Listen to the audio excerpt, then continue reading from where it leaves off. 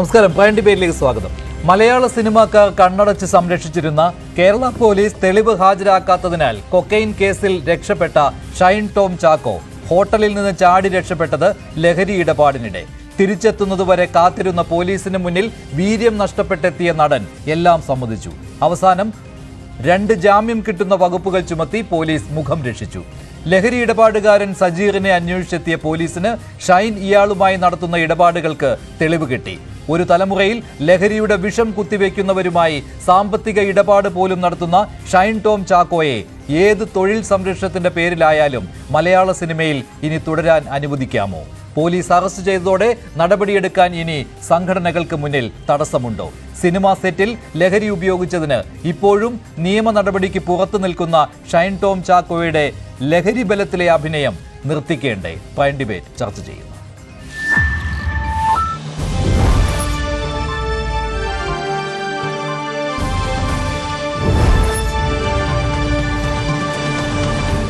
Prime ഡിബേറ്റിൽ Shri Vinu Kiriyath, advocate Vinod Mathew Bilson, ഫെഫ്കയുടെ പ്രതിനിധിയായ Shri Shibu Susheelan, retired police officer Shri George Joseph എന്നിവരാണ് ചേരുന്നത്. ആദ്യം ശ്രീ ജോർജ് ജോസഫ്, ഇവിടെ ഒരു മുഖം രക്ഷിക്കാനുള്ള നടപടി മാത്രമാണോ പോലീസ് ഇന്ന് എടുത്തത്? 2 ജാമ്യം കിട്ടുന്ന വകുപ്പുകൾ ചുമത്തി ഷൈൻ ടോം ചാക്കോയെ വിട്ടയച്ചത്.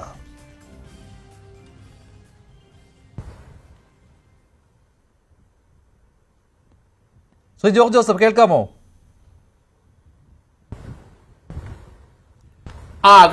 എന്നോടാണോ? അതെ അതെ അതെ, ഈ 2 ജാമ്യം കിട്ടുന്ന വകുപ്പുകളായിരുന്നുവല്ലോ ഉണ്ടായിരുന്നത്. ഇതിനപ്പുറം പോലീസിന് ഒന്നും ചെയ്യാൻ പറ്റില്ല എന്നാണോ? എന്നില്ല, ജാമ്യം കിട്ടുന്ന വകുപ്പ് മാത്രം അവര് ഉൾപ്പെടുത്തിയിട്ടുള്ളൂ. സെക്ഷൻ NDPS ആയിട്ട് 27ഉം 29. 27 എന്ന് പറഞ്ഞ ഒരാൾക്ക് വലിക്കാനുള്ള അത്ര ക്വാണ്ടിറ്റി കൈവശം വെക്കുന്ന NDPS ലഹരിക്ക് ജാമ്യം കൊടുക്കാം. അത് ഈ സെക്ഷൻ 27. പിന്നെ ഒരു പ്രേരണ, ക്രിമിനൽ കോൺസ്പിറസിയും ഒരു പ്രേരണ കുറ്റവും ആണ് NDPSന്റെ 29 കിടക്കുന്നത്. അപ്പൊ 27, 22ഉം 29ഉം ബെയിലബിൾ ആണ്. അങ്ങനെയാണ് ജാമ്യം കൊടുത്തത്. എന്നാൽ 27A ഇട്ടിരുന്നെങ്കിൽ അത് ജാമ്യം കിട്ടാതെ അകത്ത് പോയേനെ. അത് പോലീസ് ഇട്ടില്ല. അത് പോലീസിന് എന്താ മനസ്സിലാകത്താണോ എന്ന് എനിക്ക് അറിയത്തില്ല. കാരണം അബറ്റ്മെന്റ് ആൻഡ് ക്രിമിനൽ കോൺസ്പിറസി ഇവർ പറയുന്നെങ്കിലും 27 സെക്ഷൻ അനുസരിച്ച് financing illicit trafficking of drugs. കാരണം അവിടെ ഒരാൾ വന്നല്ലോ, ഡ്രഗ്സുകാരൻ, അയാളെ തിരിച്ചറിഞ്ഞല്ലോ. അപ്പൊ അയാള് 20,000 രൂപ വാങ്ങിച്ചിട്ടല്ലോ. അപ്പം 27A സുഖമായിട്ടിടാം. ഇട്ടില്ല. എന്ത് പറ്റിയെന്ന് എനിക്കറിയില്ല, ഇട്ടില്ല. അത് തന്നെയല്ലേ ഇതിനകത്ത് IPC സെക്ഷൻ അല്ലെങ്കിൽ BNS സെക്ഷൻ 116 അബറ്റ്മെന്റ് ഒരു പ്രേരണ കുറ്റം 116, BNS 56 അതിടായിരുന്നു. ഒരു ഗൂഢാലോചനയുണ്ടല്ലോ ഈ കടത്തിനുമൊക്കെ. 120B IPC അല്ലെങ്കിൽ 61, 62 BNS അത് വിട്ടില്ല. ഇതൊക്കെ ഇപ്പൊ ഇടായിരുന്നു, അത് ഇട്ടില്ല. എന്തായാലും വരും ദിവസങ്ങളിൽ എന്താ സംഭവിക്കുമെന്ന് അറിയില്ല. തിങ്കളാഴ്ച ഏതായാലും വരാനൊരു നോട്ടീസ് കൊടുത്തിട്ടുണ്ട്. ഞാന് തുടക്കത്തിൽ പറഞ്ഞു വെക്കാം, കാരണം ഇയാളെ മലയാള സിനിമയിൽ നിന്ന് തുടച്ചു മാറ്റി കളയേണ്ട സമയം കഴിഞ്ഞു. കാരണം കുട്ടികൾ, ഇയാൾ പല സിനിമയിൽ അഭിനയിക്കുന്നുണ്ട്, കുട്ടികൾ ഇയാളെ ഫോളോ ചെയ്യുന്നുണ്ട്. ഡ്രഗ്സ് അടിച്ച് ഇതുപോലൊക്കെ കാണിച്ചെങ്കിലേ മലയാള സിനിമയിൽ കയറിപ്പറ്റാൻ സാധിക്കുള്ളൂ എന്നാണ് ചെറുപ്പക്കാർ കരുതുന്നത്. അതിന് മറ്റുള്ള നടന്മാരൊക്കെ ഇപ്പൊ ഏകദേശം ഇയാളെയാണ് എല്ലാവരും ഫോളോ ചെയ്യുന്നത്. അത് നമ്മുടെ സമൂഹത്തിന് വലിയ ദൂഷ്യം ചെയ്യും. കുട്ടികളെല്ലാം ഡ്രഗ്സിലോട്ട് പോകും. അതിനൊരു മാതൃകാ പുരുഷൻ അവർക്ക് കിട്ടിക്കഴിഞ്ഞു, ഷൈൻ ടോം ചാക്കോ. അപ്പൊ അയാളെ അടിയന്തരമായിട്ട് അകത്തിട്ടേ പറ്റുള്ളൂ. അതിപ്പോ പോലീസ് ഇപ്പൊ ഈ ബെയിൽ കൊടുത്ത് വിട്ടെങ്കിലും തിങ്കളാഴ്ച അയാൾ വരുന്നുണ്ട്. അതിനകത്ത് ഇപ്പം അവർ വരുവോ ഇല്ലെന്ന് അറിയത്തില്ല. അയാള് 10:30 വരാൻ പറഞ്ഞിട്ട് 10 മണിക്കാ വന്ന് നല്ല കുട്ടിയായിട്ട്. പക്ഷെ അവിടുന്ന് ചാടി ഇറങ്ങി ഓടിയിട്ട് എന്ത് സംഭവിച്ചെന്ന് പുള്ളിക്ക് ഓർമ്മയില്ല. പൊള്ളാച്ചി പോയി നിന്നത് ഓർമ്മയുണ്ട്. പൊള്ളാച്ചി പോയത് മിക്കവാറും ബ്ലഡ് ട്രാൻസ്ഫ്യൂഷൻ ആണ്, ബ്ലഡ് മാറ്റി എന്നാണ് ഞാൻ കരുതുന്നത്. കാരണം ഇനി ആ ടെസ്റ്റ് ചെയ്താൽ അതിനകത്ത് ഡ്രഗ്സിന്റെ അംശം ഉണ്ടാവില്ല. ഒരു 36-48 മണിക്കൂറിനാണെങ്കിൽ കൃത്യമായിട്ട് നമുക്ക് ആ ബ്ലഡ് പരിശോധിച്ചു കഴിഞ്ഞാൽ ഡ്രഗ്സിന്റെ അംശം കിട്ടും. പിന്നെ ഒരു 10-60 ദിവസം അത് ശരീരത്തിലെ ബ്ലഡിൽ ഉണ്ടാകും അതിന്റെ പ്രസൻസ്. അതുകൊണ്ട് നമുക്ക് കാര്യമില്ല. പക്ഷെ അതിനുള്ള അവസരം കളഞ്ഞിട്ടാണ് അയാൾ വന്ന് ഹാജരായത്. ഏതായാലും മലയാള സിനിമയിൽ നിന്ന് ഇയാളെ തുടച്ചു മാറ്റണമെന്ന് ഞാൻ പറയുന്നുണ്ട്. കുട്ടികളെല്ലാം ഇയാളുടെ പുറകിൽ ഡ്രഗ്സ് അടിക്കുന്നതിന്റെ മെയിൻ കാരണം ശരിയാണ്, ഒരു സംശയമില്ലാത്ത കാര്യമാണ്. ഇതിപ്പോൾ ഏത് തൊഴിൽ സംരക്ഷണത്തിന്റെ പേരിലായാൽ പോലും ഷൈൻ ടോം ചാക്കോയെ മലയാള സിനിമയിൽ വെച്ച് പൊറപ്പിക്കാതിരിക്കുന്നതാണ് നല്ലത്. കാരണം അത്രമാത്രം കോപ്രായങ്ങൾ അയാൾ കാട്ടിക്കൂട്ടുന്നുണ്ടായിരുന്നു. പക്ഷേ മറ്റൊരു കാര്യം എന്നുള്ളത്, ദുഃഖകരമായ ഒരു കാര്യം എന്ന് പറയുന്നത്, ഈ സൂത്രവാക്യം എന്ന സിനിമയുടെ സെറ്റിൽ ഇയാൾ നടത്തിയ കോപ്രായങ്ങൾ, അതിനിപ്പോഴും ഒരു നടപടിയും ഉണ്ടായിട്ടില്ല. കാരണം അത് പോലീസിലേക്ക് പോയിട്ടില്ലല്ലോ, അത് പോലീസിന് മുന്നിൽ പരാതി എത്തിയിട്ടില്ല. പരാതി നൽകേണ്ട നടിയാകട്ടെ നിയമ നടപടിയുമായിട്ട് മുന്നോട്ട് പോകുന്നില്ല എന്ന് അറിയിക്കുകയും ചെയ്തു. ഇപ്പോൾ ഇന്ന് ആ സിനിമയുടെ അണിയറപ്പുറത്ത് പറയുകയാണ്, നടിയുടെ നിൽക്കുകയാണ്, ഞങ്ങൾ എന്ത് നിയമസഹായവും ചെയ്യാമെന്നൊക്കെ പറയുന്നുണ്ട്. പക്ഷെ അതൊക്കെ വെറും വാക്കുകൾ മാത്രമായി മാറുകയാണ്. ആ സൂത്രവാക്യത്തിന്റെ ലൊക്കേഷൻ എവിടാന്ന് വെച്ചാൽ അത് കണ്ടുപിടിക്കണം. ആ ലൊക്കേഷനിലുള്ള SHO ഒരു സോമോട്ടോ ആയിട്ട് ഒരു കേസ് രജിസ്റ്റർ ചെയ്യണം. വിൻസി അലൂഷ്യസിന്റെ പുറകെയൊന്നും പോലീസ് പോകേണ്ട ആവശ്യമില്ല. അവർക്ക് സൗകര്യം ഉണ്ടെങ്കിൽ, അവർക്ക് പരാതി ഉണ്ടെങ്കിൽ പോലീസ് സ്റ്റേഷൻ വന്ന് മൊഴി കൊടുത്ത് നമ്മൾ കേസെടുക്കാം. അതുകൊണ്ട് മലയാള സിനിമയിലുള്ളവർ ഇതുപോലെയുള്ള ആര് വന്ന് പറഞ്ഞാലും ശരി, ഇങ്ങനെ സോഷ്യൽ മീഡിയയിലൊന്നും അതിന്റെ പോലീസ് പോകേണ്ട ആവശ്യമില്ല. പോലീസ് സ്റ്റേഷൻ വരട്ടെ, അവർക്ക് പരാതി ഉണ്ട്. ഇപ്പം തന്നെ വിൻസി പോലീസ് പരാതിപ്പെടാനായിട്ട് അവർക്ക് തയ്യാറല്ല. അപ്പൊ അങ്ങനെ ഒരു സംവിധാനം ഇവിടെ ഇല്ലല്ലോ. ഇന്ത്യയിൽ ആകെ ഒരു കോഗ്നിസബിൾ ഒഫൻസ് റിപ്പോർട്ട് ചെയ്യണമെങ്കിൽ SI അല്ലെങ്കിൽ SHO കേസ് എടുത്തല്ലേ പറ്റുള്ളൂ. അപ്പം സൂത്രവാക്യത്തിന്റെ അവിടെ അതിന്റെ കൺസേൺഡ് SHO സോമോട്ടോ ആയിട്ട് കേസെടുക്കാം. വിൻസിയെ ഉപദ്രവിച്ചെന്ന് പീഡിപ്പിച്ചെന്നൊന്നല്ല പറയാൻ പോകുന്നത്. അവിടെ ഒരു കൊക്കൈന്റെ ഒരു പ്രസൻസ് വന്നു. വിൻസി തന്നെ പറഞ്ഞിട്ടുണ്ട്, വായിക്കാത്ത ഒരു പൊടി ഇട്ടിട്ട് പിന്നെ തുപ്പിന്ന്. അത് ഡ്രഗ്സ് ആണല്ലോ, അത് ഇട്ടത് മറ്റു നടന്മാരല്ലല്ലോ, അത് ഷൈൻ ടോം ചാക്കോ തന്നെയാണല്ലോ. അപ്പൊ അവിടെ ഒരു സോമോട്ടോ കേസ് പോലീസ് എടുക്കണം. സൂത്രവാക്യം എവിടാണ് ലൊക്കേഷൻ, അതിന്റെ അവിടുത്തെ SHO എടുക്കണം. എടുത്തിട്ട് വിൻസിയുടെ പുറകെ പോകേണ്ട ആവശ്യമില്ല, നമുക്ക് ആ കൊക്കൈന്റെ പുറകെ പോകണം. കൊക്കൈൻ ഇയാൾ അന്ന് ഉപയോഗിച്ചത് എവിടുന്ന് കിട്ടി, എവിടുന്ന് കൺസ്യൂം ചെയ്തു, അത് ആ വിവരത്തിനനുസരിച്ച് ഒരു FIR തീർച്ചയായിട്ടും അവിടെ വരണം. എങ്കിലും ഇതിനൊരു പരിഹാരം ഉണ്ടാവുള്ളൂ. അടുത്തൊരു കാര്യം ഞാൻ പറയാൻ അതുകൂടെ പറഞ്ഞേക്കാം. കാരണം ഡ്രഗ്സ് പിടിച്ച് നമുക്ക് 1.5 കോടി രൂപയുടെ ഡ്രഗ്സ് ആലപ്പുഴ പിടിച്ചു. അത് കണ്ണൂരുകാരി ഒരു സ്ത്രീയാണ്, അവര് സിനിമാ മേഖലയിലുള്ളതാണ്. അവർക്ക് പണം കിട്ടിയാൽ കഴിഞ്ഞാൽ അവര് ആ സ്പോട്ടിൽ അവര് പറയുന്ന സ്പോട്ടിൽ നമ്മൾ വന്ന് കളക്ട് ചെയ്യണം. അപ്പോൾ 1.5 കോടി രൂപയുടെ ഡ്രഗ്സ് ഹൈബ്രിഡ് കഞ്ചാവ് അതാണ് കൊടുക്കാനായിട്ട് അവർ തീരുമാനിച്ചത്. അതിനുള്ള പണം എത്തിച്ചിട്ടുണ്ട്. അത് സപ്ലൈ ചെയ്യാൻ അവർ വന്നപ്പം എക്സൈസ് പിടിച്ചു. അപ്പൊ അതിന്റെ അർത്ഥം ഡിജിറ്റൽ എവിഡൻസ് അല്ലെങ്കിൽ ഡിജിറ്റലായിട്ട് പല സ്ഥലത്തൂടെ കയറി ഇറങ്ങി അവർക്ക് പണം കിട്ടിയിട്ടുണ്ട്. പക്ഷെ ആരാണ് അതിന്റെ കൺസ്യൂമർ? അത് ഷൈൻ ടോം ചാക്കോയ്ക്കും ശ്രീനാഥ് ഭാസിക്കും കൊടുക്കാൻ തന്നെ അവരുടെ കസ്റ്റമർ ആണ്. അപ്പൊ അതിങ്ങനെ ഇപ്പോഴും ഒരു നടപടി ഇല്ലാതെ അങ്ങനെ ഇരിക്കുക. അതുകൊണ്ട് DGP ഒരു കാര്യം ചെയ്യണം, അല്ലെങ്കിൽ ആഭ്യന്തര വകുപ്പിന് എഴുതിയിട്ട് ആ കേസ് പോലീസ് ടേക്ക് ഓവർ ചെയ്യണം. എന്നാലേ ഇതിന് പരിഹാരമാവുള്ളൂ. അത് ടേക്ക് ഓവർ ചെയ്ത് താങ്കൾ ഈ സൂത്രവാക്യം എന്ന സിനിമയുടെ കാര്യം പറഞ്ഞതുകൊണ്ടാണ് അവിടെ ഒരു സ്വയം ഒരു കേസ് പോലീസ് രജിസ്റ്റർ ചെയ്യണമെന്ന് പറഞ്ഞതുകൊണ്ടാണ് ഇന്ന് സിനിമയുടെ അണിയറ പ്രവർത്തകർ മാധ്യമങ്ങളെ കണ്ടിരുന്നു. അപ്പോൾ അണിയറ പ്രവർത്തകർ എന്ന് പറയുമ്പോൾ നിർമ്മാതാവുണ്ട്, സംവിധായകരുണ്ട്, കഥാകൃത്തുണ്ട്. അവർ പറയുന്നത് എന്താണെന്ന് വെച്ചാൽ ഈ സംഭവത്തെക്കുറിച്ച് പരാതിയൊന്നും കിട്ടിയിരുന്നില്ല എന്നാണ്. കാരണം പരാതിയൊന്നും കിട്ടിയിരുന്നില്ല എന്ന് പറയുന്നത്, ഈ സംഭവം എന്ന് പറയുന്നത് ഷൈൻ ടോം ചാക്കോ ഇങ്ങനെ ലഹരി ഉപയോഗിച്ചു എന്നതിനെക്കുറിച്ച് പരാതിയൊന്നും കിട്ടിയിട്ടില്ല. സംഭവം ഒതുക്കി തീർക്കാൻ ഒരു തരത്തിലും ശ്രമിച്ചിട്ടില്ല. നിർമ്മാതാവ് എന്ന നിലയിൽ ആരോപണത്തെ വലിയ ഗൗരവത്തോടു കൂടി തന്നെ കാണുന്നുണ്ട്. എല്ലാ കാര്യങ്ങളും സുതാര്യതയോടെയാണ് കാണുന്നത്. ICC, ഫിലിം ചേംബർ തുടങ്ങിയ ഉൾപ്പെട്ട ഒരു മീറ്റിംഗ് ഏപ്രിൽ 21 ഈ വിഷയം അന്വേഷിക്കുന്നതിനായി ചേരുന്നുണ്ട്. ഇവിടെ തങ്ങളോട് എന്തെങ്കിലും ചോദിക്കാനുണ്ടെങ്കിൽ അക്കാര്യം പറയാമെന്നും പറയുന്നുണ്ട്. അതുപോലെ തന്നെ ഈ സിനിമയെ വെറുതെ വിടണം എന്നാണ് അവർ പറയുന്നത്. ശ്രീ വിനു കിരിയത്ത്, ഇങ്ങനെ പറഞ്ഞ് ഒഴിയുവാൻ ഈ സിനിമയുടെ നിർമ്മാതാവിനും അതുപോലെ തന്നെ അണിയറ പ്രവർത്തകർക്കും കഴിയുമോ? സിനിമയാണ്, ശരിയാണ്, അവർക്ക് നഷ്ടം സംഭവിക്കുന്നതാണ് എന്നൊക്കെ പറയാമെങ്കിലും നിസ്സാരമായൊരു സംഭവമല്ലല്ലോ ആ സിനിമയുടെ സെറ്റിൽ സംഭവിച്ചിരിക്കുന്നത്. ശ്രീ ജോർജ് ജോസഫ് അദ്ദേഹം പറഞ്ഞത് വളരെ കറക്റ്റാണ്. ഇവിടെ കൊടുത്തിരിക്കുന്ന ഇതനുസരിച്ച് അയാൾക്ക് ജാമ്യം കൊടുക്കാം. ആ വകുപ്പുകൾ മാത്രമേ ചുമത്തിയിട്ടുള്ളൂ. സത്യം പറഞ്ഞാൽ പോലീസിന് ഷൈൻ ചെയ്യാൻ കിട്ടിയൊരവസരം എന്ന് തന്നെ ഞാൻ പറയും. കാരണം അല്ലല്ല, ഷൈൻ ടോം തോമസിന് പോലീസിനെ ഈ അടുത്ത കാലത്ത് കോടതി രൂക്ഷമായി വിമർശിച്ചാണ് കൊക്കൈൻ കേസിലെ. അപ്പോൾ പോലീസിന് ഷൈൻ ചെയ്യാൻ പറ്റുന്ന ഒരു അവസരം എന്നാണ് ഞാൻ പറയുന്നത്. പക്ഷേ ഇതിപ്പം ജനങ്ങളുടെ കണ്ണിൽ പൊടിയിടാൻ വേണ്ടിയിട്ടല്ലേ എന്ന് ജനങ്ങൾ സംശയിച്ചാൽ കുറ്റം പറയാൻ പറ്റില്ല. ജാമ്യം കിട്ടി, അത് മണിക്കൂറിനകത്ത്, ഒരു ദിവസം പോലും കിടന്നില്ല. കയറുന്നു, പോകുന്നു, ചോദ്യം ചെയ്തു എന്നും പറയുന്നു. അസോസിയേഷൻ ഞാൻ അന്വേഷിച്ച് പറഞ്ഞത് തക്കതായ നടപടി എടുക്കുന്നത് സ്ട്രോങ് ആയിട്ട് തന്നെയാണ് ഇപ്പോഴും നിൽക്കുന്നത്. പക്ഷേ മാറ്റി നിർത്താൻ കുറച്ച് നാൾ എന്തായാലും നോക്കൂ, 2 പടം റിലീസ് ചെയ്യാനുണ്ട്, അത് കംപ്ലീറ്റ് ചെയ്യാനുണ്ട്. അപ്പോൾ അതൊക്കെ തീർച്ചയായിട്ടും ആ നിർമ്മാതാവിനെ ബാധിക്കുന്ന പ്രശ്നമുണ്ട്. ആ 2 പടവും ചെയ്യും.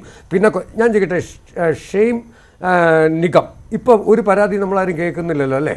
കാരണം എന്താ, ഞങ്ങൾക്കൊക്കെ ഇവരോടുള്ള സ്നേഹം കൊണ്ടാണ് ഞങ്ങൾ പ്രതികരിക്കാൻ വരുന്നത്. ഇയാൾ ഷൈൻ ടോം ചാക്കോ നല്ലൊരു നടനാണ്, അയാൾ എല്ലാ സിനിമയിലും പ്രൂവ് ചെയ്തതാണ്, അസാധ്യമായിട്ട് അഭിനയിക്കും. അപ്പോൾ അയാൾ നന്നായി വരണം എന്ന് ആഗ്രഹമുള്ളതുകൊണ്ടാണ് ഞങ്ങളൊക്കെ ഈ ചർച്ചയ്ക്ക് വരുന്നത്. പക്ഷേ ആ നടനം മലയാള സിനിമയിൽ വേണ്ട. എന്തിനാണ് തലമുറയെ മുഴുവൻ ഈ വിഷം കുത്തിവെപ്പിക്കുന്നത്? ഒരു വലിയ ഡ്രഗ് ഡീലറുമായിട്ട് ഇടപാട് നടത്തുന്ന ആൾ കൂടിയാണ് ഇയാൾ. അപ്പോൾ അങ്ങനെ ഒരാളെ മലയാള സിനിമയിൽ വെച്ച് പോപ്പിക്കുക എന്ന് പറയുമ്പോൾ മലയാള സിനിമയ്ക്ക് മുഴുവൻ അപമാനമാണ്. ഇതിന്റെ ഉത്തരവാദിത്വം പേറേണ്ടി വരും ഈ പറയുന്ന സംഘടനകളൊക്കെ. മഞ്ജുഷ, ഞാൻ അതാണ് പറഞ്ഞത്, ഇതുവരെ അതൊക്കെ. പക്ഷേ ഇന്ന് പുള്ളി തന്നെ സമ്മതിച്ചിരിക്കുന്നു, ഞാൻ ഡ്രഗ് ഉപയോഗിക്കാറുണ്ട്. എന്നെ ഡി അഡിക്ഷൻ സെന്ററിൽ ഇന്നലെ ജോസ് തോമസ് പറഞ്ഞ അച്ഛനമ്മടുത്ത് റിക്വസ്റ്റ് ചെയ്ത് ഇയാളെ കൊണ്ടിടാൻ, അത് ഇയാൾ തന്നെ ഇന്ന് സമ്മതിച്ചു. എൻ്റെ അച്ഛൻ കൊണ്ടുപോയി ഞാൻ അവിടെ നിന്ന് ചാടിപ്പോയി. അത്തരക്കാരെ സിനിമയിൽ വേണ്ടെന്നാണ് ഞാൻ പറയുന്നത്. അത്രക്കാരെ വേണ്ട. കാരണം ഇത് പിന്നെ ഇവിടെ ഇത് തുടങ്ങി വെച്ചത് ആരാണ്? വിൻസി. വഴി കൊണ്ട് കലം ഉടച്ചതും വിൻസി തന്നെ. ഇവിടെ ഇപ്പോൾ ഇങ്ങനെയെങ്കിലും ഒരു ഇത് വന്നത് ഞാൻ അഭിമാനപൂർവ്വം പറയുന്നു. ആ നമ്മുടെ സജി നന്ദിയാട്ട് പേര് പറഞ്ഞതുകൊണ്ട് തന്നെയാണ് ഇന്ന് പോലീസ് ഇത്രയെങ്കിലും ചെയ്തത്. ഇല്ലെങ്കിൽ ഇതെന്താവുമായിരുന്നു? സജി നന്ദിയാട്ട് പറഞ്ഞതാണല്ലോ ഇവിടെ എല്ലാവരും കുറ്റമായിട്ട് പറയുന്നത്. അതുകൂടെ പറഞ്ഞില്ലായിരുന്നെങ്കിൽ ഇതെന്താണ്? അശ്വമേധമോ ഇത് ഊഹിച്ചെടുക്കാൻ? അങ്ങനെയൊന്നും ആവരുത്. ഈ പോലീസ് ഇയാളെ തെരഞ്ഞെവിടെ ചെന്നത് ഈ പറയുന്ന വിൻസി അലോഷ്യസിന്റെ പരാതിയുടെ അടിസ്ഥാനത്തിലൊന്നുമല്ല. അങ്ങനെ വിവരം പുറത്തു വന്നതുകൊണ്ടല്ല. ഈ സജീർ എന്ന ഡ്രഗ് ഡീലറുമായിട്ടുള്ള ബന്ധം പോലീസ് അല്ല, അങ്ങനെ ഒരാൾ ആ ഹോട്ടലിൽ ഉണ്ട് എന്നറിഞ്ഞാണ് ഡാൻസ് ആപ്പ് ചെന്നത്. അപ്പോൾ ആ ഹോട്ടലിൽ ഇയാൾ മുറിയെടുത്തിട്ടുണ്ട്, ഇയാളുടെ പേരിൽ മുറിയെടുത്തിട്ടുണ്ട്, ഷൈൻ ടോം ചാക്കോയുടെ പേരിൽ മുറിയെടുത്തിട്ടുണ്ട് എന്ന വിവരം കിട്ടുന്നു. അങ്ങനെ മുറി പരിശോധിക്കാൻ എത്തുന്നു. ആ സമയത്താണ് ഇയാൾ അവിടുന്ന് ചാടി രക്ഷപ്പെടുന്നത്. ഇപ്പോൾ അയാൾ തന്നെ സമ്മതിച്ചിരിക്കുകയാണ് സജീവമായ ഇടപാടുകൾ എനിക്കുണ്ടായെന്ന്. അയാൾ ചാടിയത് ഗുണ്ടകളാണെന്ന് വിചാരിച്ചെന്ന്. ഗുണ്ടകളെ പേടിക്കുന്നതിന് മര്യാദയ്ക്ക് ജീവിക്കുന്ന ഒരാൾക്കും ഗുണ്ടകൾ ഉപദ്രവം ഒന്നും ചെയ്യാറൊന്നുമില്ല. അപ്പോൾ അതൊക്കെ ഒരുമാതിരി രക്ഷപ്പെടില്ല. എന്തിനു ഓടി? പോലീസാണെങ്കിൽ തുറന്നു പറഞ്ഞു ഞാൻ ഇവിടെ വേറെ ആവശ്യത്തിന് താമസിക്കുകയാണെന്ന് പറഞ്ഞാൽ പോരാ. അപ്പോൾ ഈ ഓടിയതിൻ്റെ പിന്നിലൊക്കെ എന്തായാലും ഇതൊക്കെ പകൽ പോലെ സത്യമാണ്. എന്തായാലും ശരി, എന്നെ ഇത് കോടതിയിൽ ഒന്നും സംഭവിക്കാൻ പാടില്ല. കാരണം ഒരു തെളിവുമില്ല. ആകെ ഇത് ചെയ്യാവുന്നത് അസോസിയേഷനുകൾക്ക് എന്തെങ്കിലും ചെയ്താൽ, ഇപ്പോൾ ചെയ്താൽ ഇതിന് ഇല്ലെങ്കിൽ നാണക്കേട് കൊണ്ടിരിക്കാൻ പറ്റാത്ത അവസ്ഥയാവും. എന്താണ് ശ്രീ ജോർജ് ജോസഫ്? അല്ല, വിനു ഞാനോ ഇത് അടിച്ചു കഴിഞ്ഞാൽ ഇതുപോലെ തന്നെ ചാടും. 40-ാം നിലയിൽ നമ്മൾ ചാടും. നമ്മൾ ലഹരിയിലായി കഴിഞ്ഞാൽ ഭയം വരും, ഗുണ്ടകൾ വരുന്നു, കൊല്ലാൻ വരുന്നു എന്നൊക്കെ തോന്നും. നമ്മൾ അടിക്കാഞ്ഞിട്ടാണ് അത് മനസ്സിലാകാത്തത്. അപ്പൊ 40-ാം നില നിൽക്കുകയാണെങ്കിൽ നമ്മൾ എടുത്ത് ചാടും. അത് തന്നെയല്ലേ സംഭവിച്ചത്. അത് വിനു ഒന്ന് ഓർപ്പിച്ചെന്നേ ഉള്ളൂ ഞാൻ. ശരി, ശ്രീ വിനോദ് മാത്യു വിൽസൺ, ഇതേ വ്യക്തിയെ തന്നെ ഈ അടുത്താണ് കോടതി കുറ്റവിമുക്തനാക്കിയത്. കേരളത്തിലെ തന്നെ ആദ്യത്തെ കൊക്കൈൻ കേസിൽ പെട്ടയാളാണ് ഷൈൻ ടോം ചാക്കോ. അവിടെ പോലീസിന്റെയും പ്രോസിക്യൂഷന്റെയും ദൗർബല്യം പറഞ്ഞത് ഹൈക്കോടതി തന്നെയാണ്. തെളിവുകൾ ഹാജരാക്കിയില്ല, അതുകൊണ്ട് കോടതിക്കൊന്നും ചെയ്യാൻ കഴിഞ്ഞില്ല. പക്ഷേ ആ തെളിവുകൾ ഹാജരാക്കാത്തതിനെ അത്ര നിഷ്കളങ്കമായി കാണാൻ കഴിയുമോ? ഇന്ന് ജാമ്യമില്ലാ വകുപ്പുകളൊന്നും ചുമത്തിയിട്ടില്ല, ജാമ്യം കിട്ടുന്ന വകുപ്പുകൾ ചുമത്തി അയാളെ പറഞ്ഞു വിടുകയും ചെയ്തു. ഒന്നും കണ്ടെടുത്തിട്ടില്ല എന്നൊക്കെ പോലീസിന് ന്യായമായിട്ട് പറയുവാൻ കഴിയുമായിരിക്കും. പക്ഷേ ഈ ഷൈൻ ടോം ചാക്കോയെ യഥാർത്ഥത്തിൽ പോലീസ് രക്ഷപ്പെടുത്തിക്കൊണ്ടിരിക്കുകയല്ലേ ചെയ്യുന്നത്? അത് മനസ്സിലാക്കാവുന്നതല്ലേ ഉള്ളൂ. തീർച്ചയായിട്ടും ആദ്യം തന്നെ ഈ ഒരു ഡിസ്കഷൻ ഒരു പൊളിറ്റിക്കൽ ഡിസ്കഷൻ അപ്പുറത്തേക്ക് ഒരു അക്കാഡമിക് ഡിസ്കഷനായി മാറുമെന്ന് ഞാൻ കരുതുകയാണ്. കാരണം ഒരുപക്ഷെ ഈ ചാനൽ ചർച്ച കാണുന്ന ഇതുമായി ബന്ധപ്പെട്ട് കാര്യങ്ങൾ ഗ്രഹിക്കാൻ ആഗ്രഹിക്കുന്ന മനുഷ്യർക്ക് ഇത് മനസ്സിലാവണം. എന്താണ് സംഭവിക്കുന്നത്, എന്താണ് പോലീസിന് സംഭവിക്കുന്നത്, എന്താണ് ഷൈൻ ടോം ചാക്കോയ്ക്ക് ജാമ്യം കിട്ടുന്നത് മനസ്സിലാക്കിയിരിക്കണം. നമുക്ക് ഇവിടെ ജോർജ് ജോസഫ് സാർ കുറച്ച് കാര്യങ്ങൾ പറഞ്ഞു. എനിക്ക് അതിനെ ഖണ്ഡിക്കേണ്ടതായിട്ടുണ്ട്, ഒരു ബഹുമാനത്തോടുകൂടി ഖണ്ഡിക്കേണ്ടതായിട്ടുണ്ട്. ശ്രീ മഞ്ജുഷ്, ഇവിടെ district anti narcotic special force എന്ന് പറയുന്ന ഡാൻസ് ആപ്പ് എന്ന് പറയുന്ന ഒരു ഫോഴ്സാണ് ഈ കേസ് എടുക്കാനായിട്ട് ഹോട്ടലിൽ ചെന്നതാണ് ഞാൻ മനസ്സിലാക്കുന്നത്. അവര് ഷൈൻ ടോം ചാക്കോ എവിടെ ഉണ്ടെന്നോ, അദ്ദേഹം ലഹരി ഉപയോഗിക്കുന്നെന്നോ, അല്ലെങ്കിൽ സജീർ അവിടെ ഉണ്ടോ ലഹരി ഉപയോഗിക്കുന്നു പറഞ്ഞിട്ട് അവർ പോയത്, അവരവിടെ ചെക്കിങ്ങിന് പോയതാണെന്ന് പറയും. ഞാൻ എന്റെ ഒറ്റ ചോദ്യമുള്ളൂ, ഇവർക്ക് ന്യായമായ സംശയം അവിടെ ഉണ്ടെങ്കിൽ എന്തായാലും ഷൈൻ ടോം ചാക്കോയെ തേടിയെന്ന പോലെ സജീറിനെ തേടി പോയതാണെന്നാണ് പറയുന്നത്. എന്റെ ഒറ്റ ചോദ്യമുള്ളൂ, ഒരു കള്ളനെ, നമ്മൾ എത്രയോ സിനിമയിൽ കണ്ടിട്ടുണ്ട്, ഒരു കള്ളനെ പിടിക്കാൻ ഒരു കേരള പോലീസിന്റെ പെറ്റി പോലീസ്, ഇതൊരു ഒരു സ്പെഷ്യൽ ഫോഴ്സ് ആണല്ലോ. ഇതിനു വേണ്ടി രൂപീകരിച്ച മിടുക്കന്മാരായ ലഹരി വിരുദ്ധ സ്ക്വാഡിൽ പ്രവർത്തിച്ച, ഇതിനോട് താല്പര്യമുള്ള, രഹസ്യമായ ഇടപാടുകൾ നടത്തുന്ന, രഹസ്യമായ നീക്കങ്ങൾ നടത്തുന്ന വളരെ ട്രെയിൻഡ് ആയ ഒരു ഫോഴ്സ് ആണ്. SP-യുടെ അണ്ടറിലുള്ള ഫോഴ്സ് ആണ്. എന്റെ ചോദ്യം ഇതാണ്, ഈ ഒരു ഹോട്ടലിൽ പോകുമ്പോൾ ഒരാൾ മുറിയിൽ ഉണ്ടെന്ന് മനസ്സിലാക്കി നേരെ റിസപ്ഷനിൽ ചെല്ലുക, കോളിംഗ് ബെൽ അടിക്കുക, ഇതാണ് നടപടി അല്ല. ഇതുവഴി അദ്ദേഹത്തിന് ഇതുവഴിയൊക്കെ ചാടി രക്ഷപ്പെടാൻ സാധിക്കും, അല്ലെങ്കിൽ ഇതുവഴിയൊക്കെ അദ്ദേഹത്തിന് ഇതിന് പുറത്തേക്ക് ഇറങ്ങാൻ സാധിക്കുമെന്ന് സ്വാഭാവികമായ കോമൺ സെൻസ് ഉള്ള ഒരു രീതി ഒരു സ്പെഷ്യൽ ഫോഴ്സ് ചെയ്യത്തില്ല. ഇത് ചെയ്തിട്ടില്ലല്ലോ, അത് രക്ഷപ്പെടാൻ സാഹചര്യം ഒരുക്കിയില്ല. ഞാൻ അതുകൊണ്ടാണ് പറഞ്ഞത്, ഞാൻ ആദ്യത്തെ ഞാൻ ഓൺ ചെയ്യാൻ പോകുന്ന പോയിന്റ് ഈ പറയുന്ന special force, dance of special force 2021 intelligence report, Kerala പോലീസിന്റെ റിപ്പോർട്ട് വന്നാണ് ഇവരെ ലഹരി കടത്തുകാരുമായി അവർക്ക് ബന്ധമുണ്ട്, ആളാകാൻ വേണ്ടി പത്രത്തിൽ ഇവരുടെ പേര് വരാൻ വേണ്ടി, അല്ലെങ്കിൽ കൂടുതൽ കേസെടുത്ത് ക്രെഡിറ്റ് കിട്ടാൻ വേണ്ടി ലഹരി ഇടപാടുകാരുമായി ഇടപാട് നടത്തി കഞ്ചാവ് കൊണ്ടുവന്ന് അത് റോഡിൽ ആ കഞ്ചാവ് പൊതികളിട്ട് അത് കേസെടുക്കുകയും, അതുപോലെ തന്നെ നമുക്കറിയാം താനൂര് നമ്മുടെ ജെഫ്രി എന്ന് പറയുന്ന ആളുടെ കേസുമായി അവർ പറഞ്ഞതല്ലേ ഈ ഡാൻസ് ഓഫിന് ലഹരി ഇടപാട് ബന്ധമുണ്ട്. മാത്രമല്ല കേരളത്തിൽ അറിയപ്പെടുന്ന വ്യവസായിയായിട്ടുള്ള ശോഭാ വിശ്വനാഥിന്റെ ഫ്ളാറ്റിൽ കൊണ്ടുപോയി ഇത് വെച്ചതിന് ഇവർക്കെതിരെ ആരോപണമുണ്ട്. 2021 തിരുവനന്തപുരത്ത് ഡാൻസ് ഓഫ് എന്ന് പറയുന്ന സ്പെഷ്യൽ ഫോഴ്സിനെ നിരോധിച്ചതാണ്, അത് ഫ്രീസ് ചെയ്ത് കളഞ്ഞതാണ്. ഞാൻ ആദ്യം ഓൺ ചെയ്യാൻ ആഗ്രഹിക്കുന്ന പോയിന്റ്, ഈ പോലീസ് ഫോഴ്സ് അറിഞ്ഞുകൊണ്ടാണ് കേരളത്തിൽ കൊച്ചിയിൽ ഈ ഇടപാടുകൾ നടത്തുന്നത്. ഇവരാകെ പിടിക്കുന്നത് ശ്രീ മഞ്ജുഷ് വളരെ ഗുരുതരമായ ഒരു കാര്യമാണല്ലോ താങ്കൾ പറയുന്നത്. ഡാൻസ് ഓഫ് കഞ്ചാവ് പിടിക്കാൻ, ലഹരി പിടിക്കാൻ പോകുന്നവർ, അതേ സംഘത്തിൽ ഉൾപ്പെട്ടവർ ഈ കടത്തിൽ പങ്കാളികളാണ് എന്നുള്ള കാര്യം, അത് ഉത്തരവാദിത്തോടു കൂടി തന്നെയാണോ താങ്കൾ ഇത് പറയുന്നത്?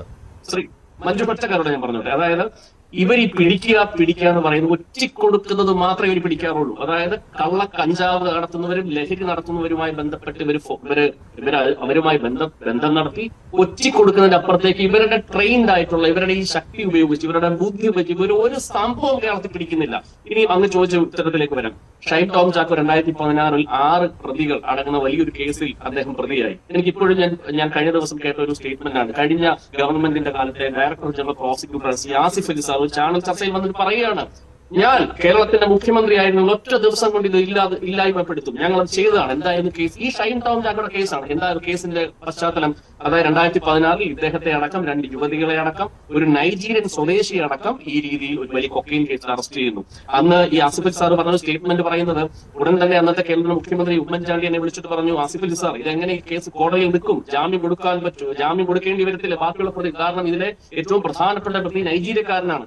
ഞാൻ ഉടൻ തന്നെ ഈ പറയുന്ന കൊച്ചിയിലെ സെൻട്രൽ പോലീസിലെ CA വിളിച്ചു, അദ്ദേഹം ഇവിടുന്ന് വിദേശത്തേക്ക് പോയി, അവനെ പൊക്കിക്കൊണ്ടുവന്ന് ജയിലിലിട്ടു. പക്ഷേ അദ്ദേഹം ഈ സ്റ്റേറ്റ്മെന്റ് പറയുന്ന കൃത്യം 2 മാസം മുമ്പ് ഈ കേസിലെ മുഴുവൻ പ്രതികളെയും കോടതി വെറുതെ വിട്ടു. എന്തുകൊണ്ടാണ് കോടതി വെറുതെ വിട്ടെന്ന് മനസ്സിലാക്കണം. കാരണം ഏറ്റവും പ്രധാനപ്പെട്ട ഒരു പാർലമെന്റ് പാസ്സാക്കിയ നിയമമാണ് നർക്കോട്ടിക്സ് കേസ്. കാരണം ഏതൊരു നിരപരാധിയെ നമുക്ക് ഇതിൽ പ്ലാൻ ചെയ്യാം. അതുകൊണ്ട് വളരെ സൂക്ഷ്മമായി ചെയ്യേണ്ട ഒരു കേസാണ്. ഒരുപക്ഷെ മഞ്ജുഷിന് അറിയായിരിക്കും, നമുക്കറിയാം ചാലക്കുടിയിലെ ഒരു ഷീല സണ്ണി എന്ന് പറയുന്ന ഒരു ബ്യൂട്ടീഷ്യൻ 72 ദിവസം അവർ ജയിലിൽ കിടന്നു. ഈ ആക്ടുമായി ബന്ധപ്പെട്ടാണ്. അതുകൊണ്ട് ഈ ആക്ടിന്റെ സെക്ഷൻ 14, 52 ഏറ്റവും പ്രധാനപ്പെട്ടതാണ്.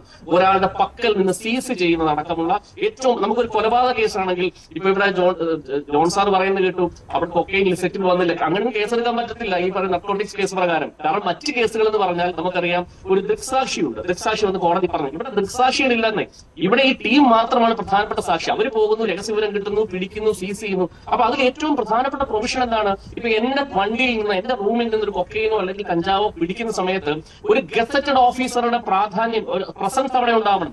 അവിടേക്ക് ഒരു സെക്ഷൻ 57 എന്ന് പറയുന്ന റിപ്പോർട്ട് കൊടുക്കണം. കൊടുത്തിട്ട് അദ്ദേഹത്തെ അവിടേക്ക് വിളിച്ചു വരുത്തണം. അദ്ദേഹത്തിന്റെ പ്രസൻസിൽ പ്രതിയോട് പറയണം, നിന്റെ ദേഹ പരിശോധന നടത്താൻ അധികാരം കൊണ്ട് ഒരു ഗസറ്റഡ് ഓഫീസറുടെ പ്രസൻസിൽ അവനെ ബോധ്യപ്പെടുത്തണം, അവനത് ആവശ്യപ്പെടണം. ഇങ്ങനെയുള്ള ഏറ്റവും പ്രധാനപ്പെട്ട നിയമത്തിൽ ഉണ്ടാക്കി വെച്ചിരിക്കുന്ന ഒരു നിയമ സംവിധാനമാണ് നർക്കോട്ടിക്സ്. ഇതൊന്നും പാലിച്ചില്ല എന്ന് കണ്ടാണ് ഷൈൻ ടോം ചാക്കോയുടെ കേസ് വെറുതെ വിട്ടത്. അല്ലാതെ ഷൈൻ ടോം ചാക്കോയുടെ കേസിൽ നർക്കോട്ടിക്സ് ഇടപാട് നടന്നില്ല എന്ന് കണ്ടതല്ല. യാതൊരു തരത്തിലുള്ള പ്രൊസീജിയറും, ഈ പറയുന്ന മാൻഡേറ്ററി പ്രൊസീജിയറും പാലിച്ചില്ല. ഏറ്റവും ടെക്നിക്കലായ ലോ ആണ് നർക്കോട്ടിക്സ് കേസ് എന്ന് പറയുന്നത്. കാരണം ഏതൊരാളെയും ഇതിൽ പ്രതിയാക്കാം. നമ്മൾ നാളെ കാറിൽ പോകുമ്പോൾ നമ്മുടെ കാറ് കുട്ടിക്കാവസ്ഥ നടത്തി അതിലൊരു നർക്കോട്ടിക്സ് കേസ് വെച്ച് പോലീസ് വന്ന് നമ്മൾ പ്രതിയാവും. അപ്പൊ അത്തരം കാര്യങ്ങൾ വളരെ സൂക്ഷ്മമായി ചെയ്യേണ്ടത് ചെയ്തില്ല എന്ന് കണ്ടാണ് ആസിഫ് അലി സാർ നേതൃത്വം നൽകിയ ഒരു കേസ് വെറുതെ വിട്ടതെങ്കിൽ എന്റെ ചോദ്യം ഇതാണ്, കേരളത്തിലെ സാധാരണ പോലീസുകാർ ഒരു വിവരവുമില്ലാത്ത, ഇതുമായി ബന്ധപ്പെട്ട ഒരു പഠനവുമില്ലാത്ത, ഇതുമായി ബന്ധപ്പെട്ട ഒരു ടെക്നിക്കൽ അവയർനെസ്സും ഇല്ലാത്ത സാധാരണ പോലീസുകാരുടെ കേസുകൾ മുഴുവൻ വെറുതെ വിടും. ഇവിടെ ജോൺ ജോസഫ് പറഞ്ഞുകൊണ്ട് ബഹുമാനപൂർവ്വം കണ്ടിക്കട്ടെ സാറേ, ഇവിടെ പോലീസിന് വേണമെങ്കിൽ ഈ അവിടെ കൊക്കയും കൊടുത്തു സൂത്രവാക്യത്തിന്റെ സെറ്റിൽ അതുകൊണ്ട് ഇവിടെ കേസെടുക്കാം. പക്ഷേ ഈ കേസ് കോടതി വരുമ്പോൾ പൊട്ടി തകർന്നു പോകുന്നത് സാറിനെ പോലെ ഇത്തരത്തിൽ നിയമത്തെ, ഒരുപക്ഷെ അങ്ങനെ നിയമം അറിയത്തില്ലെന്ന് ഞാൻ പറയത്തില്ല, പക്ഷേ ജനങ്ങളുടെ കണ്ണിൽ പൊടിയിടാൻ സുഖിപ്പിക്കാൻ വേണ്ടി കേസെടുക്കുന്നതിന്റെ ഭാഗമാണ് ഇവിടെയും സംഭവിച്ചിരിക്കുന്നതാണ്. എന്താണ്? ഈ ജാള്യത മറയ്ക്കണം. ഡാൻസ് ഓഫ് എന്ന് പറയുന്ന സ്പെഷ്യൽ ഫോഴ്സിന്റെ കയ്യിൽ നിന്ന് പ്രതി ഓടിപ്പോയത് ജാള്യത മറയ്ക്കാൻ വേണ്ടിയാണ്. ഞാൻ ആവർത്തിച്ച് പറയാൻ ആഗ്രഹിക്കുന്നു, ഈ കേസിനകത്ത് എങ്ങനെ ഈ ഷൈൻ ടോം ചാക്കോയെ വലിയ കുറ്റകൃത്യത്തിൽ ഉൾപ്പെടുത്താൻ സാധിക്കും? കാരണം അദ്ദേഹം ഓടിപ്പോകുന്നതിന് മുമ്പ് തടയാമായിരുന്നു. അവിടെ ഇടപാടുകാരെ തടയാമായിരുന്നു. സ്പെഷ്യൽ ട്രെയിൻഡ് ഫോഴ്സ് അല്ലേ, അവർക്കവിടെ കയറി ഇവരെ ഈ പോയതിനു ശേഷം ഇദ്ദേഹം ഓൺലൈൻ ടാക്സി വിളിച്ചാണ് പോയത്.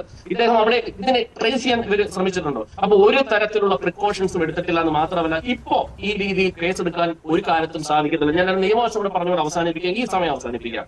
അതായത് നമുക്ക് Aadhaar Singh state of union of India എന്ന് പറയുന്ന കേസിനകത്താണ് ഈ പൊസഷനെ പറ്റി ഇവിടെ പറഞ്ഞല്ലോ, വേണമെങ്കിൽ നമുക്ക് കേസെടുക്കാം. എങ്ങനെ കേസെടുക്കും? കാരണം പൊസഷൻ ഏറ്റവും പ്രധാനപ്പെട്ട സുപ്രീം കോടതി നിരീക്ഷണമുണ്ട് ശ്രീ മഞ്ജുഷ്. അതിൽ പറയുന്ന ഏറ്റവും പ്രധാനപ്പെട്ട criteria physical control over thing. ഇതാണ് പൊസഷന്റെ ഏറ്റവും പ്രധാനപ്പെട്ട ക്രൈറ്റീരിയ.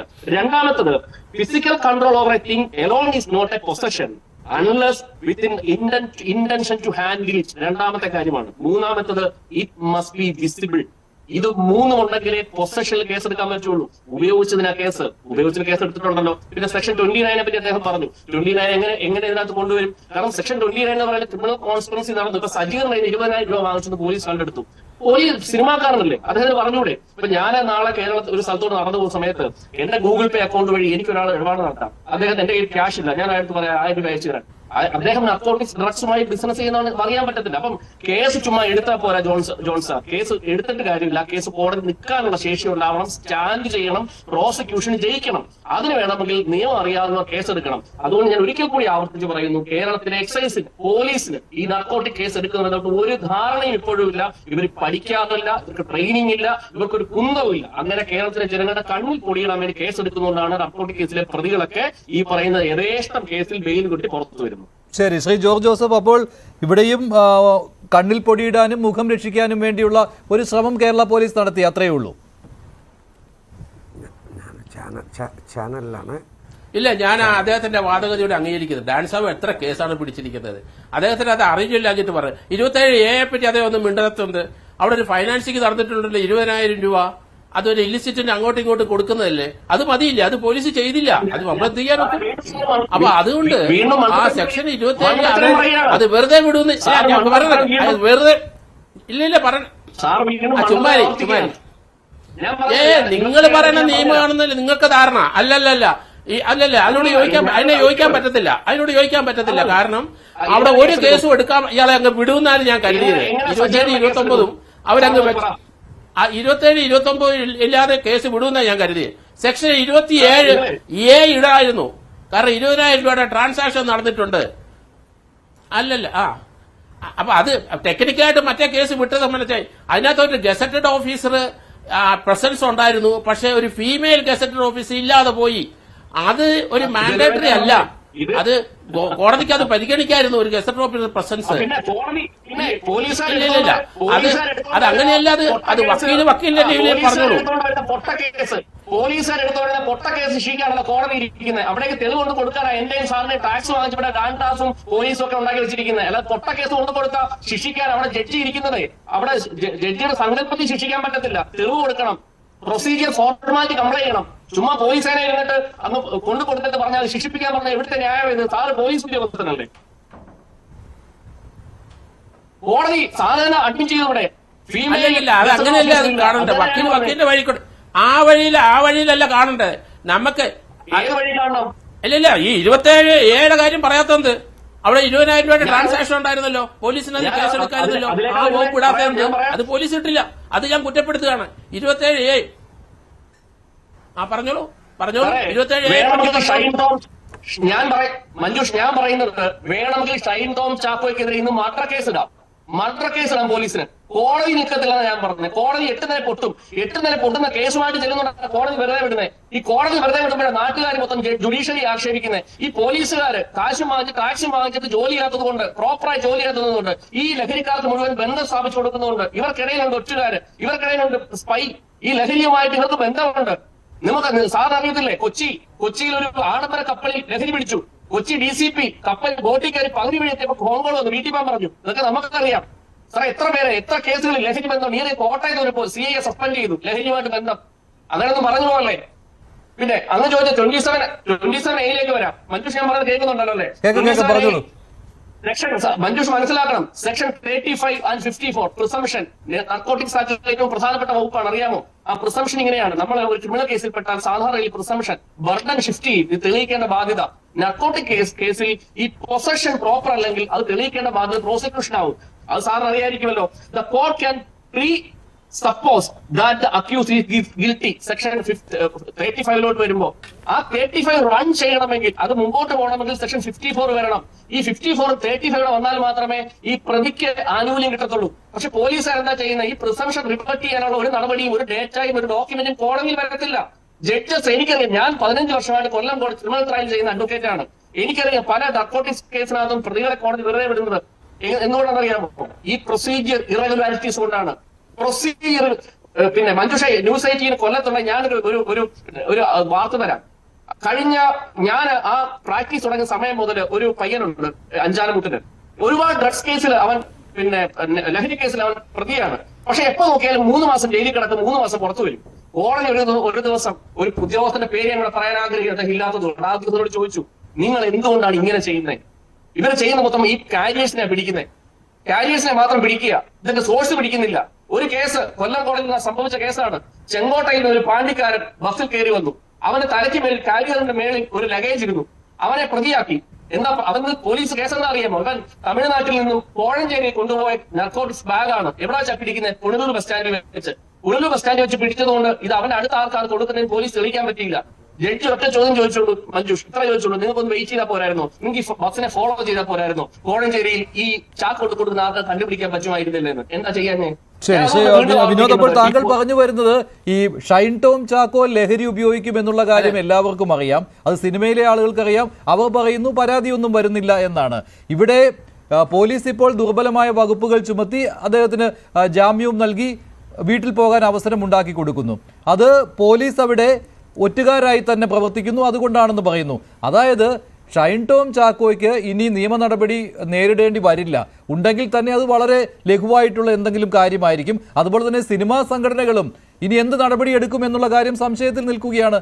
അറസ്റ്റ് ചെയ്തതിനാൽ ചിലപ്പോൾ മാറ്റി നിർത്താം, അങ്ങനെയുള്ള കാര്യങ്ങളൊക്കെ സംഭവിച്ചേക്കും. ഇപ്പോൾ യൂജിൻ ജോസ് ചിറമേൽ, അദ്ദേഹം ഈ സിനിമയുടെ സൂത്രവാക്യം എന്ന സിനിമയുടെ സംവിധായകനാണ്. ശ്രീ യൂജിൻ ജോസ്, ഈ സിനിമയിലെ അണിയറ പ്രവർത്തകർക്ക്, താങ്കൾ ഉൾപ്പെടെയുള്ള ആളുകൾക്ക് ഇതേക്കുറിച്ച് ഒരു പരാതിയും കിട്ടിയിരുന്നില്ല. ഇപ്പോൾ വിൻസി അലോഷ്യസിന്റെ പരാതി പുറത്തു വന്നപ്പോഴാണല്ലോ ഷൈൻ ടോം ചാക്കോ ലഹരി ഉപയോഗിച്ച് സെറ്റിൽ മോശമായി പെരുമാറി എന്നുള്ള കാര്യം പുറത്തു വന്നത്. നിങ്ങൾക്ക് ഇതേക്കുറിച്ച് ഒരു വിവരവും കിട്ടിയിരുന്നില്ലേ?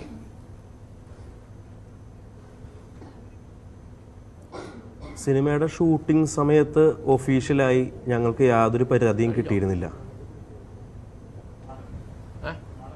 6 മിനിറ്റ് ഉള്ളൂ. പക്ഷെ ഇവിടെ താങ്കൾ വിൻസിയുടെ പരാതി ശ്രദ്ധിച്ചിരുന്നുവല്ലോ, സംഘടനകൾക്ക് കൊടുത്ത പരാതി. അതിൽ പറയുന്നത് സംവിധായകൻ തന്നെ ക്ഷമ പറയേണ്ട ഒരു സാഹചര്യം ഉണ്ടായി എന്നാണല്ലോ, അങ്ങനെ പറഞ്ഞിട്ടുണ്ടായിരുന്നു. അതായത് പല സമയത്തും ഇപ്പോൾ ഷൈൻ ടോം ചാക്കോ എന്ന് പറയുന്ന ഒരു ആർട്ടിസ്റ്റ് വളരെ എക്സെൻട്രിക് ആയിട്ട് സംസാരിക്കുന്ന ഒരാളാണ്, വളരെ ആക്റ്റീവാണ്. അദ്ദേഹം പല സമയത്തും ഇപ്പോൾ എന്നോട് പോലും സംസാരിക്കുമ്പോൾ അദ്ദേഹം വേറൊരു തരത്തിലുള്ള എനർജിയിലാണ് ആൾ സംസാരിച്ചുകൊണ്ടിരിക്കുക. അങ്ങനെ പലർക്കും ഡിസ്കംഫേർട്ടുകൾ ഉണ്ടായിട്ടുണ്ട്. ഞാൻ പലരോടും പല സമയത്തും റിക്വസ്റ്റ് ചെയ്യാറുണ്ട്. അതുപോലെ തന്നെ ഷൈനോടായാലും ഞാൻ വളരെയധികം വളരെയധികം കൺട്രോൾ ചെയ്യണം, താക്കീത് ചെയ്ത്. കാരണം എല്ലാവർക്കും ഒരേപോലെയല്ല അദ്ദേഹത്തിൻ്റെ സ്വഭാവം ഇഷ്ടപ്പെടുക. കാരണം ഇത് ഒരു 100-150ഓളം പേര് ഒരുമിച്ച് വർക്ക് ചെയ്യുന്നൊരു സ്പേസാണ്. അങ്ങനെ ഉണ്ടായിട്ടുള്ള ചില മിസ്അണ്ടർസ്റ്റാൻഡിങ്ങുകൾ സെറ്റിലുണ്ടായിട്ടുണ്ട്. അത് അപ്പം തന്നെ പരിഹരിച്ച് മുന്നോട്ട് പോവുകയാണ് ചെയ്തിട്ടുള്ളത്. അല്ല, അപ്പോൾ ഈ ഇവരുമായിട്ട് വിൻസി അലോഷ്യസുമായിട്ട് ബന്ധപ്പെട്ടുള്ള അങ്ങനെയുള്ള എന്തെങ്കിലും തെറ്റിദ്ധാരണകൾ ഉണ്ടായിട്ടുണ്ടോ? ഈ വിൻസിയും ഷൈൻ ടോം ചാക്കോയും തമ്മിലുള്ള പ്രശ്നം അങ്ങനെ എന്തെങ്കിലും ഉണ്ടായിട്ടുണ്ടായിരുന്നോ? അത് പരിഹരിക്കേണ്ടി വന്നിരുന്നോ? അതായത് ഏതോ ഒരു ഘട്ടത്തിൽ ഷൈൻ ടോം എന്തോ പറയുകയും വിൻസി വളരെയധികം അൺകംഫർട്ടബിൾ ആവുകയും ചെയ്തിട്ടുണ്ട്. അപ്പോൾ തന്നെ നമ്മൾ പോയി ഇതെന്താണ് കാര്യം, എന്തെങ്കിലും സീരിയസ് ആയിട്ടുള്ള ഇഷ്യൂ ഉണ്ടോ, എന്താണ് അൺകംഫർട്ടബിൾ ആയിട്ട് ഇരിക്കുന്നതെന്ന് ചോദിക്കുകയും എന്തെങ്കിലും ഉണ്ടെങ്കിൽ നമുക്കത് പരിഹരിക്കാമെന്ന് പറയുമ്പോൾ വിൻസിന് പറയും നോ പ്രോബ്ലം, കുഴപ്പമൊന്നുമില്ല, നമുക്ക് മുന്നോട്ട് പോവാം എന്നതിൽ. കാരണം ഞങ്ങളുടെ അവിടെ ICC മെമ്പേഴ്സ് വളരെയധികം ആക്റ്റീവായിരുന്നു. സെറ്റിൽ കുറേയധികം ഫീമെയിൽസ് ഉള്ളൊരു സെറ്റായിരുന്നു. അതുകൊണ്ട് തന്നെ എന്തെങ്കിലും പ്രശ്നങ്ങളുണ്ടെങ്കിൽ നമ്മൾ അപ്പോൾ സോൾവ് ചെയ്ത് പോയിക്കൊണ്ടിരിക്കുന്ന ഒരു സെറ്റായിരുന്നു ഞങ്ങളുടെ. പക്ഷെ അങ്ങനെയല്ലല്ലോ പിന്നീട് പരാതി വന്നപ്പോൾ പറയുന്നത് ശ്രീ യൂജിൻ ജോസ്. എന്താണ് പറയുന്നത്? അല്ല, അവർക്ക് മോശം അനുഭവം ഉണ്ടായി എന്നാണല്ലോ പറയുന്നത്. അതുപോലെ തന്നെ ഈ ഒരു വെളുത്ത പൊടി തുപ്പി എന്നൊക്കെയുള്ള കാര്യം അവർ വീഡിയോയിൽ തന്നെ പറയുകയായിരുന്നു, പരസ്യമായിട്ട് പറയുകയായിരുന്നു. ഇപ്പോൾ നേരത്തെ ചോദിച്ച ചോദ്യത്തിന് ഉത്തരവാണ് തന്നത്. അതായത് അൺകംഫർട്ടബിൾ ആയിട്ട് തോന്നി എന്ന സിറ്റുവേഷൻ വന്നപ്പോൾ അപ്പോൾ തന്നെ ഞാൻ അടക്കം, അതായത് എനിക്ക് അങ്ങനെ ഒരു സമയത്ത് തോന്നിയപ്പോൾ ഞാൻ പോയി സംസാരിക്കുകയും അങ്ങനെ എന്തെങ്കിലും ഉണ്ടെങ്കിൽ ഞാനിവിടെ ഉണ്ട്, എന്നോട് വന്ന് സംസാരിക്കണം എന്ന് പറയുകയും പ്രശ്നങ്ങളൊന്നുമില്ല, നമുക്ക് മുന്നോട്ട് പോകാം യുജീൻ എന്ന് സംസാരിക്കുകയും ചെയ്തിട്ടുണ്ട്. അല്ല, താങ്കൾ ക്ഷമ പറയേണ്ട ഒരു സാഹചര്യം ഉണ്ടായിട്ടില്ല അല്ലേ? താങ്കൾ ഷൈനു വേണ്ടി വിൻസിയോട് ക്ഷമ പറഞ്ഞു, അങ്ങനെ ഒരു സാഹചര്യം ഉണ്ടായിട്ടില്ല.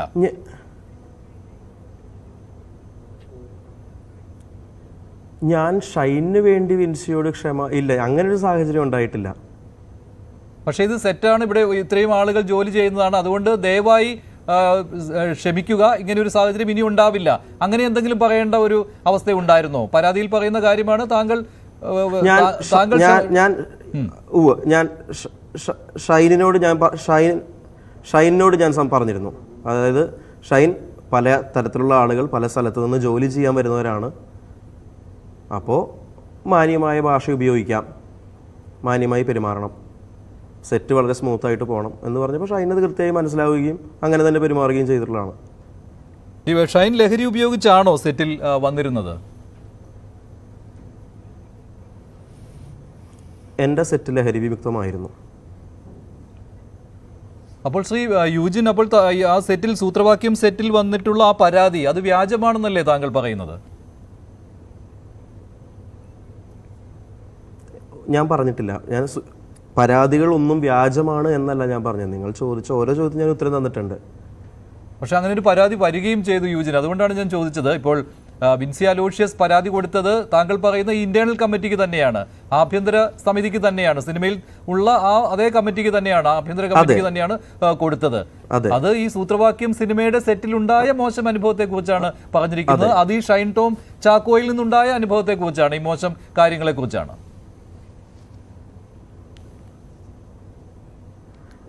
അതായത് ഇപ്പോൾ സിനിമയുടെ ഷൂട്ട് കഴിഞ്ഞ് ഏകദേശം ഇപ്പോൾ 4 മാസം ആവുകയാണ്. ഡിസംബർ 20-നാണ് ഷൂട്ട് കഴിഞ്ഞത്. എല്ലാ ദിവസവും സെറ്റ് എന്ന് പറയുന്ന സിനിമ എന്ന് പറയുന്നത് കുറേ കലാകാരന്മാർ കൂടി പല ജോലികൾ ഒരുമിച്ച് ചെയ്ത് ഒരു പ്രോഡക്റ്റിന് വേണ്ടി മുന്നോട്ട് പോകുന്നൊരു സെറ്റാണ്. അഭിപ്രായ വ്യത്യാസങ്ങളും അല്ലെങ്കിൽ സൗന്ദര്യപ്പിണക്കങ്ങളും അങ്ങനെയുള്ള കുറേ പ്രശ്നങ്ങൾ അവിടെ ഉണ്ടായിരിക്കാം, അല്ലെങ്കിൽ സ്വരച്ചേർച്ചകൾ പലതും ഉണ്ട്, അൺകംഫർട്ടബിൾ ആയിട്ടുള്ള സിറ്റുവേഷൻസ് ഉണ്ടായിരിക്കാം. വിൻസി അൺകംഫർട്ടബിളായി നേരിട്ട് അങ്ങനെ ഒരു സിറ്റുവേഷൻ എൻ്റെ സെറ്റിൽ നേരിട്ടിട്ടുണ്ടെങ്കിൽ ഞങ്ങളെല്ലാവരും വിൻസിക്കൊപ്പമാണ്. അതുകൊണ്ട് തന്നെയാണ് ഈ പരാതി അറിഞ്ഞ് പിറ്റേ ദിവസം തന്നെ നമ്മൾ ICCയെ വീണ്ടും അപ്പോൾ തന്നെ വിളിക്കുകയും പെട്ടെന്ന് പരാതി എഴുതിയെടുക്കണം, കൃത്യമായി എല്ലാം എഴുതിയെടുക്കണം. അത് കഴിഞ്ഞ് ബാക്കി അതിൽ വിൻസി പറയുന്നുണ്ട് വേറെ ചില ആൾക്കാർക്ക് കൂടി കുറച്ച് പ്രശ്നങ്ങളുണ്ടായിരുന്നു, അങ്ങനെയാണെങ്കിൽ അതിന് കൃത്യമായ അന്വേഷണം ഉണ്ടാവണം എന്ന് നമ്മൾ അപ്പം തന്നെ തീരുമാനം എടുക്കുന്നു, അതിൻ്റെ നടപടികളായി മുന്നോട്ട് പോകുന്നുമുണ്ട്. അപ്പോൾ പിന്നെ ഇത്രയും മാസങ്ങൾ കഴിഞ്ഞപ്പോൾ ഇത് വീണ്ടും ഒരു പരാതിയായി വരുന്നതിൽ താങ്കൾ എന്തെങ്കിലും സംശയിക്കുന്നുണ്ടോ? ഇതെല്ലാം തീർത്ത സംഭവം എന്നാണല്ലോ താങ്കൾ ഉദ്ദേശിക്കുന്നത്?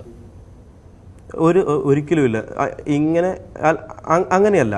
അങ്ങനെ ഒരു തരത്തിൽ ഒരു സ്ത്രീക്ക് എൻ്റെ സെറ്റിൽ അങ്ങനെ അൺകംഫർട്ടബിൾ ആയിട്ടുള്ള ഒരു സിറ്റുവേഷനും ഉണ്ടായിട്ടുണ്ടെങ്കിൽ തീർച്ചയായും അതിന് വേണ്ട നടപടികൾ സ്വീകരിച്ചിരിക്കും. ഞാൻ വിൻസിയുടെ ഒപ്പമാണ്. അത് വിൻസിക്ക് അങ്ങനെ അൺകംഫർട്ടബിൾ ആയിട്ടുള്ള ഒരു സിറ്റുവേഷൻ ഉണ്ടെങ്കിൽ അതിന് നടപടികൾ സ്വീകരിക്കണം എന്ന് തന്നെയാണ് ഞാൻ പറയുന്നത്. ഈ ഷൈൻ ലഹരി ഉപയോഗിച്ചാണ് വരുന്നത് എന്നുള്ള കാര്യം അതാണല്ലോ വിൻസിയെ അൺകംഫർട്ടബിൾ ആക്കിയത്, വിൻസിക്ക് ബുദ്ധിമുട്ടുണ്ടാക്കിയത് ഷൈൻ ലഹരി ഉപയോഗിച്ച് വരുന്നതാണല്ലോ. അങ്ങനെ ഒരു പരാതി താങ്കളോട് പറഞ്ഞിട്ടില്ല എന്നാണോ? ലഹരി ഉപയോഗിച്ചാണ് ഇയാൾ ഈ സെറ്റിൽ വരുന്നത്, ഇയാളുമായി സഹകരിക്കാൻ ബുദ്ധിമുട്ടുണ്ട്, ഇങ്ങനെ ഒന്നും വിൻസി പറഞ്ഞിട്ടില്ല എന്നാണോ?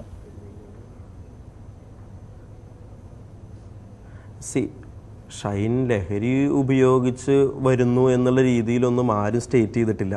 അതുപോലെ തന്നെ ആര് ഉപയോഗിച്ചിട്ടാണോ വരുന്നത്, ഞാൻ നേരത്തെ പറഞ്ഞല്ലോ എൻ്റെ സെറ്റ് ലഹരി വിമുക്തമായിരുന്നു. എൻ്റെ മുമ്പിൽ ആര് ലഹരി ഉപയോഗിച്ചിട്ടല്ല വന്ന് ഇത്ര നന്നായി അഭിനയിച്ച് പോയിട്ടുള്ളത്. 45 ദിവസത്തെ ഷൂട്ടിംഗ് 39 ദിവസം കൊണ്ട് ഷൂട്ട് തീർന്നു. അത് വളരെ കൃത്യമായി അച്ചടക്കത്തോടു കൂടിയും ചിട്ടയോടുകൂടിയും ഷൂട്ട് പ്ലാൻ ചെയ്തതുകൊണ്ടും അതുപോലെ തന്നെ എൻ്റെ നടീനടന്മാരെന്നോട് സഹകരിച്ചത് കൊണ്ടും മാത്രമാണ് അത് തീർന്നത്. പക്ഷെ പിന്നെ എങ്ങനെ അങ്ങനെ ഒരു പരാതി വന്നു ശ്രീ യൂജിൻ? അപ്പോൾ അത് കള്ളപ്പരാതിയായിട്ടല്ലേ പറയാൻ പറ്റുകയുള്ളൂ? ഒരിക്കലുമല്ല. കാരണം മനുഷ്യനെന്ന് പറയുന്ന ഒരാൾക്ക് പരാതി പറയാനുണ്ടാവേണ്ട ഒരു സാഹചര്യമുണ്ട്. വിൻസി വളരെ കൃത്യമായിട്ട് പറഞ്ഞിട്ടുണ്ട്. അതായത് ഈ സിനിമയെ വിൻസി അത്രയധികം കെയർഫുള്ളായിട്ടാണ് കൊണ്ടു നടക്കുന്നത്. ഈ സിനിമയെ പറ്റി ഒന്നും പുറത്തു വരരുത്, ഈ സിനിമയുമായി വർക്ക് ചെയ്യുന്ന ആളുകളുടെ പേരുകൾ പുറത്തു വരരുത്, കാരണം ഇത് ഒരു വ്യക്തിയുടെ മാത്രം സ്വപ്നമല്ല എന്ന് കൃത്യമായിട്ട് വിൻസി പറഞ്ഞ സ്റ്റേറ്റ്മെന്റിൽ, സോഷ്യൽ മീഡിയയിൽ കൊടുത്ത സ്റ്റേറ്റ്മെന്റിൽ ഉണ്ടായിരുന്നു. ഒരാൾക്കൊരു പ്രശ്നം ഉണ്ടായി, ആള് ഇന്ന സമയത്ത് പറയണം. അതെ, അതായത് ഒരു ആള് ഇന്ന സമയത്ത് പരാതിപ്പെടണം എന്ന് എവിടെയും പറയുന്നില്ല. ഒരാൾക്ക് ഒരു പ്രശ്നമുണ്ടായി, അത് മാത്രമല്ല, ഇപ്പോൾ വളരെ അൺകംഫർട്ടബിൾ ആയിട്ടുള്ള ഒരു സിറ്റുവേഷൻ ഉണ്ടായിട്ടുണ്ടെങ്കിൽ അത് എപ്പോൾ പറയണം എന്നുള്ളതല്ലല്ലോ ചോദ്യം. അത് പറഞ്ഞു കഴിഞ്ഞാൽ അവരുടെ കൂടെ നിൽക്കണം എന്നുള്ളതിലല്ലേ നമ്മൾ കൂടുതൽ ഫോക്കസ് ചെയ്യേണ്ടത്. അങ്ങനെയാണെങ്കിൽ ഈ പരാതി പോലീസിലേക്ക് കൊടുക്കണം, അങ്ങനെ ഒരു നിർദ്ദേശം താങ്കൾ മുന്നോട്ട് വെച്ചില്ലേ? കാരണം നിസ്സാര കാര്യമല്ലല്ലോ വിൻസി പറഞ്ഞിട്ടുള്ളത്. താങ്കൾ വിശ്വസിക്കുന്നു താങ്കളുടെ സെറ്റിൽ ലഹരി ഉപയോഗം ഇല്ല എന്ന്, ലഹരി വിമുക്തമാണ് താങ്കളുടെ സെറ്റ് എന്ന്. നല്ല കാര്യമാണ്. ഒരു ടെക്നീഷ്യൻ, അതായത് സംവിധായകനാണല്ലോ ആ സിനിമാ സെറ്റിന്റെ കടിഞ്ഞാൺ. താങ്കൾ വിചാരിക്കുകയാണ്, താങ്കൾ കരുതുകയാണ് താങ്കളുടെ സെറ്റിൽ ഒരിക്കലും ലഹരി ഉപയോഗിക്കാൻ പാടില്ല എന്നുള്ള കാര്യം. പല സംവിധായകരും അങ്ങനെ നിലപാടെടുത്തിട്ടുള്ളവരാണ്. പക്ഷെ അവിടെ ലഹരി ഉപയോഗം നടന്നു എന്ന് ഒരു നടി തന്നെ പറയുകയാണ്. അപ്പോൾ ഇത് പോകേണ്ടത് എങ്ങോട്ടാണ്? പോലീസിലേക്കും എക്സൈസിലേക്കുമാണ്. അത് താങ്കൾ ആവശ്യപ്പെട്ടോ അങ്ങനെ നൽകണമെന്ന്? അതായത് ഇപ്പോൾ കൊടുത്തിരിക്കുന്ന പരാതി അനുസരിച്ച്, അതിൻ്റെ നടപടിക്രമം അനുസരിച്ച് നേരെ ഇപ്പോൾ പരാതി പോയിരിക്കുന്നത് IC-യിലേക്കാണ്. ഇനി അവർക്കൊരു ഫോർമാറ്റ് ഓഫ് ഒരു സ്റ്റേജസ് ഉണ്ടായിരിക്കണം അവർക്ക് ഈ ഒരു പ്രോസസ്സിന് ശേഷം നെക്സ്റ്റ് പ്രോസസ്സ്. അത് നടക്കുന്നുണ്ടെന്ന് തന്നെയാണ് എൻ്റെ വിശ്വാസം. ശരി വിനു. അല്ല, ഞാൻ യൂജിൻ്റെ അടുത്തൊരു ചോദ്യം. യൂജിൻ, ആ കുട്ടി പറയുന്നുണ്ടായിരുന്നു ഒരു ദിവസം ലഹരി ഉപയോഗിച്ചിട്ട് കണ്ണ് ബൾജ് ചെയ്തിട്ട് ഒരു ദിവസം മുഴുവൻ ഷൂട്ടിംഗ് നിർത്തിവെച്ചു എന്ന് പറഞ്ഞു. ശരിയാണോ? എൻ്റെ സെറ്റിൽ ഒരു ദിവസം പോലും ഷൂട്ട് മുടങ്ങിയിട്ടില്ല. ഞാൻ പറഞ്ഞല്ലോ, 45 ദിവസത്തെ ഷൂട്ട് 39 ദിവസത്തിൽ ഞാൻ ഷൂട്ട് തീർത്തു. ഒരു ദിവസം പോലും ഷൂട്ട് മുടങ്ങിയിട്ടില്ല. ഇല്ല, ഷൂട്ട് പറഞ്ഞ കാര്യമാണ് കേട്ടോ. ആ കുട്ടി ലൈവിൽ പറഞ്ഞാണ്. അപ്പം മഞ്ജുഷ് ചോദിച്ച പോലെ അപ്പൊ ആ കുട്ടി പറയുന്നതെല്ലാം കള്ളം എന്ന് നമുക്ക് ഞാൻ പറയുന്നത്, ആ കുട്ടി പറയുന്ന എല്ലാം കള്ളം എന്ന് ഞാൻ പറഞ്ഞിട്ടില്ല. അത് നിങ്ങൾ ആഡ് ചെയ്യുന്ന വാക്കാണ്. ഞാൻ ലഹരി ഉപയോഗിച്ചു, ഈ വെള്ളപ്പൊടി തുപ്പി, അതുപോലെ തന്നെ കണ്ണ് ബൾജ് ചെയ്ത് വന്നതുകൊണ്ട് വന്നു, പിന്നെ വസ്ത്രം മാറുന്നിടത്തേക്ക് വന്നു, എന്നിട്ട് ദ്വയാർത്ഥ പ്രയോഗം നടത്തി. ഇതൊക്കെ പറഞ്ഞ കാര്യമാണ്. അപ്പോൾ ഇതൊക്കെ നിസ്സാരമല്ലല്ലോ യൂജിൻ. ഇപ്പോൾ പരാതിയിൽ പറഞ്ഞിരിക്കുന്ന ഒരു കാര്യം നിസ്സാരവൽക്കരിക്കാൻ പാടില്ല, ഒരിക്കലും പാടില്ല. ഈ പരാതികൾ അങ്ങനെ വന്നിട്ടുണ്ടെങ്കിൽ ആ പരാതികൾ അതിനനുസരിച്ച് കൃത്യമായി അന്വേഷിക്കണം, അതിനെതിരെ നടപടിയെടുക്കുകയും ചെയ്യണം. അതുണ്ടാവും. ശരി, ശ്രീ ഷിബു സുശീലൻ, ഫെഫ്ക. ശ്രീ ഷിബു സുശീലൻ, സിനിമാ സംഘടനകൾക്ക് പരാതി കിട്ടി എന്നുള്ളതല്ലാതെ ഇതുവരെ ഒരു നടപടി ഉണ്ടായിട്ടില്ല. ഷൈൻ്റെ ഫോറം എന്ന് പറയുന്നത് അമ്മയാണ് ഒരു നടപടി എടുക്കേണ്ടത്. പക്ഷേ പ്രൊഡ്യൂസേഴ്സ് അസോസിയേഷന് തീരുമാനമെടുക്കാം, ഫെഫ്കയ്ക്കും തീരുമാനമെടുക്കാം. അമ്മയുടെ തീരുമാനത്തിന് കാത്തു നിൽക്കണമെന്നില്ല. എന്തെങ്കിലും പ്രതീക്ഷിക്കേണ്ടതുണ്ടോ ശ്രീ ഷിബു?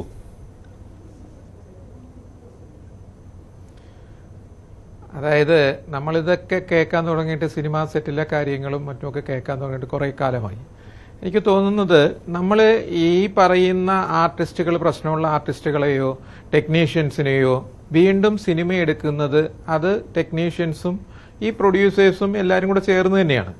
അപ്പോൾ വിലക്കൽ എന്നുള്ളതിനേക്കാൾ അവരെ വെച്ച് പടം എടുക്കുന്നില്ല എന്ന് തീരുമാനിക്കുന്നതാണ് ഏറ്റവും നല്ലത്. അല്ലാതെ നമ്മൾ ഒരാളെ വിലക്കിയിട്ട് വിലക്ക് കുറച്ചാളുണ്ടാവും, അത് കഴിഞ്ഞ് വിലക്ക് മാറും, വീണ്ടും അവരെ വെച്ച് പടം എടുക്കും. അതിലൊന്നുമല്ല കാര്യം. നമുക്ക് നമ്മുടെ സെറ്റ് കംഫർട്ടല്ലാത്ത സെറ്റുകളിലേക്ക് ഇങ്ങനെയുള്ള ആൾക്കാരെ നമ്മൾ ഉൾപ്പെടുത്താതെ ഇരിക്കാൻ ശ്രമിക്കുക. അല്ലാതെ നമ്മൾ ഈ ഒരാളെ ഇതിനു മുൻപ് നമ്മൾ സൂപ്പർ താരങ്ങളെ വിമർശിച്ചു എന്ന് പറഞ്ഞ് ബഹുമാനായ നടൻ തിലകനെതിരെ നടപടിയെടുത്ത സംഘടന ഇവിടെയുണ്ട്.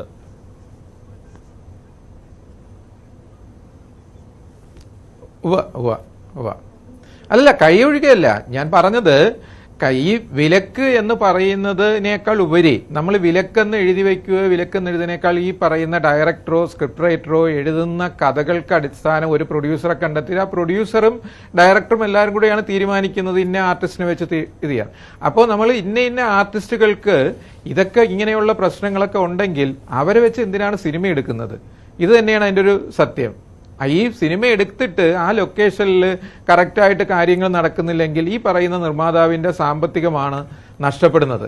ഒരു സെറ്റിൽ നിന്ന് ഒരാളെ അറസ്റ്റ് ചെയ്തുകൊണ്ട് ഒരു ആൾ ഷൂട്ട് ചെയ്തു, ഒരു 10 ദിവസം കഴിഞ്ഞപ്പോൾ ഒരാളെ അറസ്റ്റ് ചെയ്താൽ ആ പ്രൊഡ്യൂസറുടെ അവസ്ഥ എന്തായിരിക്കും? ആ പ്രോജക്റ്റിൻ്റെ അവസ്ഥ എന്തായിരിക്കും? ഇതെല്ലാം നമ്മൾ പ്രോജക്റ്റ് തുടങ്ങുന്നതിന് മുമ്പാണ് ആലോചിക്കേണ്ടത്. ഇങ്ങനെയുള്ള പ്രശ്നങ്ങളുള്ളവരെ എന്തിനാണ് നിങ്ങൾ പടം ചെയ്യാനായിട്ട് വിളിക്കുന്നത്? അല്ലാതെ നമ്മൾ ഒരു സംഘടന തീരുമാനിക്കുന്നു. അപ്പോൾ ഈ സംഘടനയിൽ മാത്രം തീരുമാനം എടുത്തിട്ട് കാര്യമില്ല. സംഘടനയിൽ പുറമേ ഉള്ളവരുമുണ്ട്, അവരും സിനിമ ചെയ്യാറുണ്ട്. നമ്മൾ വ്യക്തിപരമായിട്ട് സിനിമ എടുക്കാൻ വരുന്നവരാണ് തീരുമാനിക്കേണ്ടത്. അതാണ് എൻ്റെ ഒരു അഭിപ്രായം. നമ്മൾ തീരുമാനിക്കണം. അങ്ങനെയുള്ളവർ ഒഴിവാക്കി നിർത്തണമെങ്കിൽ ഒഴിവാക്കി നിർത്തുക. പരാതി നൽകിയിട്ടുണ്ട്. ആ പരാതി നിസ്സാരമായ ഒന്നല്ല. അത്രയും മോശം പെരുമാറ്റം ഷൈൻ ടോം ചാക്കോയിൽ നിന്ന് ആ സെറ്റിൽ ഉണ്ടായിട്ടുണ്ട്. അത് സെറ്റിലെ സംവിധായകനായ യൂജിൻ ജോസ് അത് സമ്മതിക്കുന്നില്ല എങ്കിൽ പോലും അപ്പോൾ സംഘടനകൾക്ക് ഈ പരാതി എടുത്ത് അട്ടത്ത് വെച്ചിട്ട് നിൽക്കാൻ പറ്റുകയില്ലല്ലോ.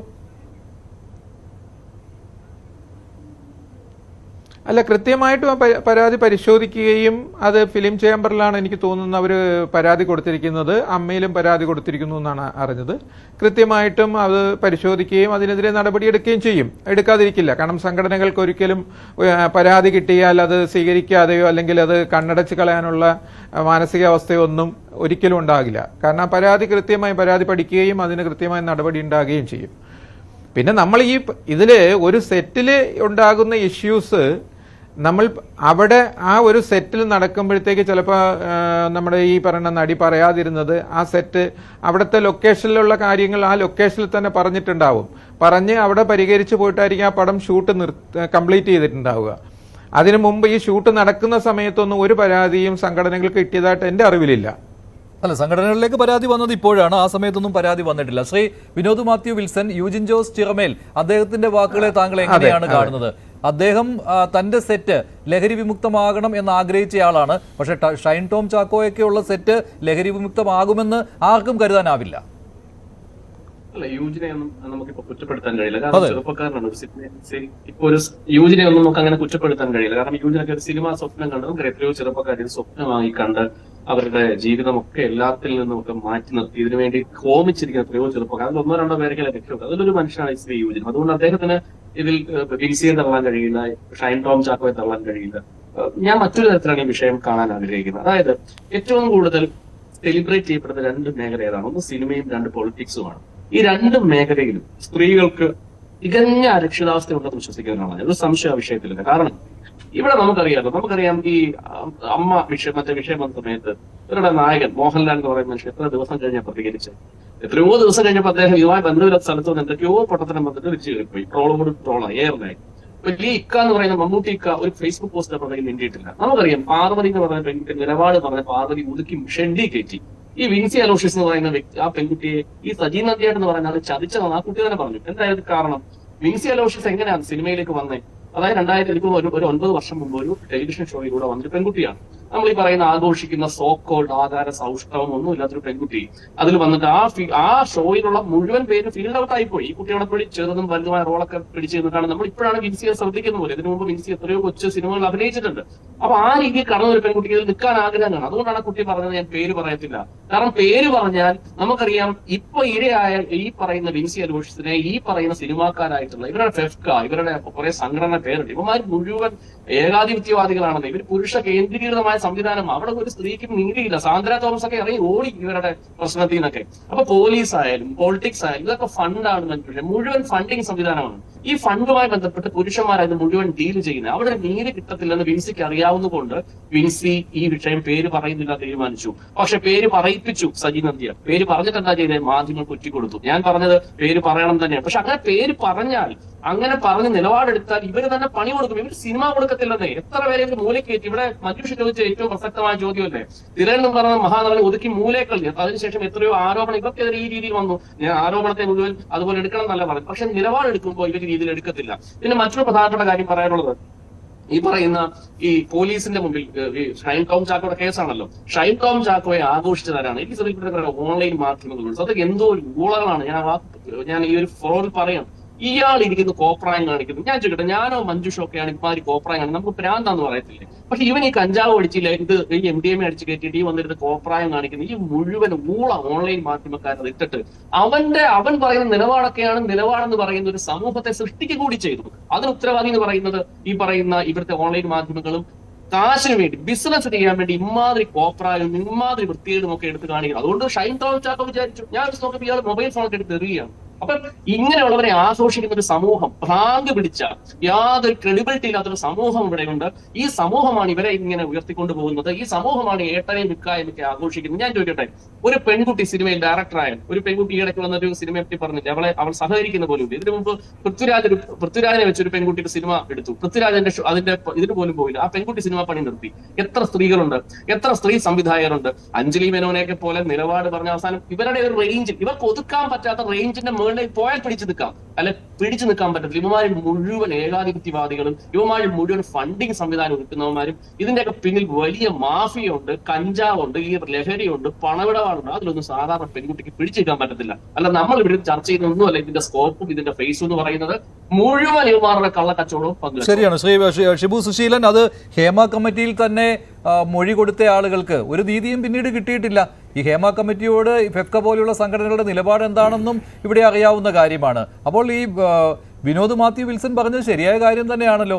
ആ പെൺകുട്ടിക്ക് പേടിയുണ്ട്, കാരണം തന്റെ സിനിമാ ഭാവി തകർന്നു പോകുമെന്ന്.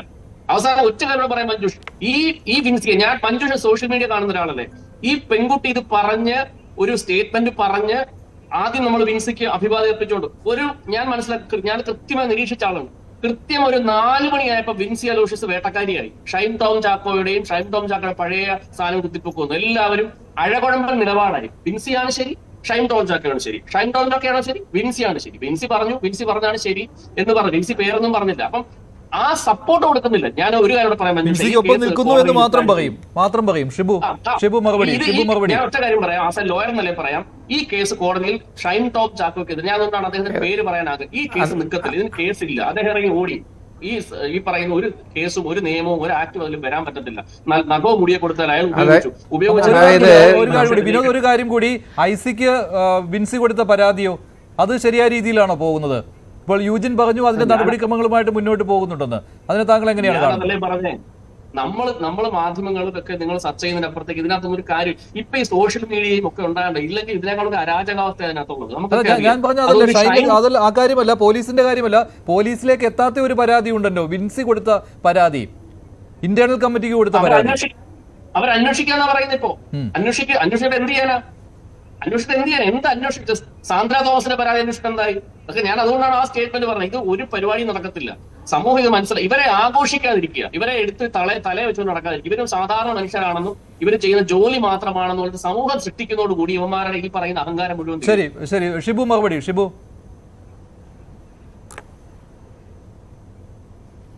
അതായത് ഹേമ കമ്മിറ്റിയുടെ കാര്യം നേരത്തെ ചോദിച്ചല്ലോ. ഹേമ കമ്മിറ്റിയുടെ റിപ്പോർട്ട് വരുമ്പോൾ കൃത്യമായിട്ടും ഫെഫ്ക അതിലിടപെടുകയും ഫെഫ്ക നമ്മുടെ വനിതാ തൊഴിലാളികൾ എത്രത്തോളം ഉണ്ട് അവരെ വിളിച്ചു വരുത്തുകയും അവരെ എല്ലാം സഹകരിപ്പിച്ചുകൊണ്ട് കൃത്യമായി ഓരോ സെറ്റിൽ ഓരോ കാര്യങ്ങൾ അതിൻ്റെ നടപടികൾ സ്വീകരിക്കുകയും ചെയ്തു. അതുപോലെ തന്നെ ഇത്തവണ, അതായത് മാർച്ച് 26-ാം തീയതി ഈ ഓരോ സെറ്റുകളിൽ മയക്കുമരുന്ന് ഉപയോഗിക്കുന്നത് കണ്ടെത്തിയാൽ അത് കൃത്യമായും അറിയിക്കാനുള്ള നമ്പരും, അതുപോലെ തന്നെ അവിടെ ഒരു 7-അംഗ സമിതിയെയും ഫെഫ്ക ചുമതലപ്പെടുത്തിയിട്ടുമുണ്ട്. ഓരോ സെറ്റിലും അങ്ങനെ എല്ലാ നടപടികളും നമുക്ക് മാക്സിമം ഷൂട്ട് മര്യാദയ്ക്ക് നടന്നു പോകണം. അല്ല, അതല്ല, ഈ മാർച്ച് 26-നാണ് ഈ പ്രശ്നങ്ങൾ തുടങ്ങുന്ന. ഈ മാർച്ച് 26-ന് നമ്മള് അതിന്റെ കാര്യങ്ങളെല്ലാം നടപ്പിലാക്കി കൊണ്ടുവരികയാണ് ചെയ്യുന്നത്. മാർച്ച് 26 മുതൽ അദ്ദേഹം പറഞ്ഞ കറക്റ്റാണ്. ഏറ്റവും പ്രധാനപ്പെട്ട സ്റ്റേറ്റ്മെന്റ് ആണ്. കാരണം അദ്ദേഹത്തെ നമുക്ക് കുറ്റം പറയാം. കാരണം ഷൂട്ട് നടന്നു പോകുന്നതിന്റെ കാര്യം എന്താ അറിയാമോ? ഇത് ലീഗൽ ഫണ്ട് അല്ല പല സിനിമയുടെയും, അത് നമുക്കറിയാം. ഇത് മുഴുവൻ കള്ളപ്പണമാണ്.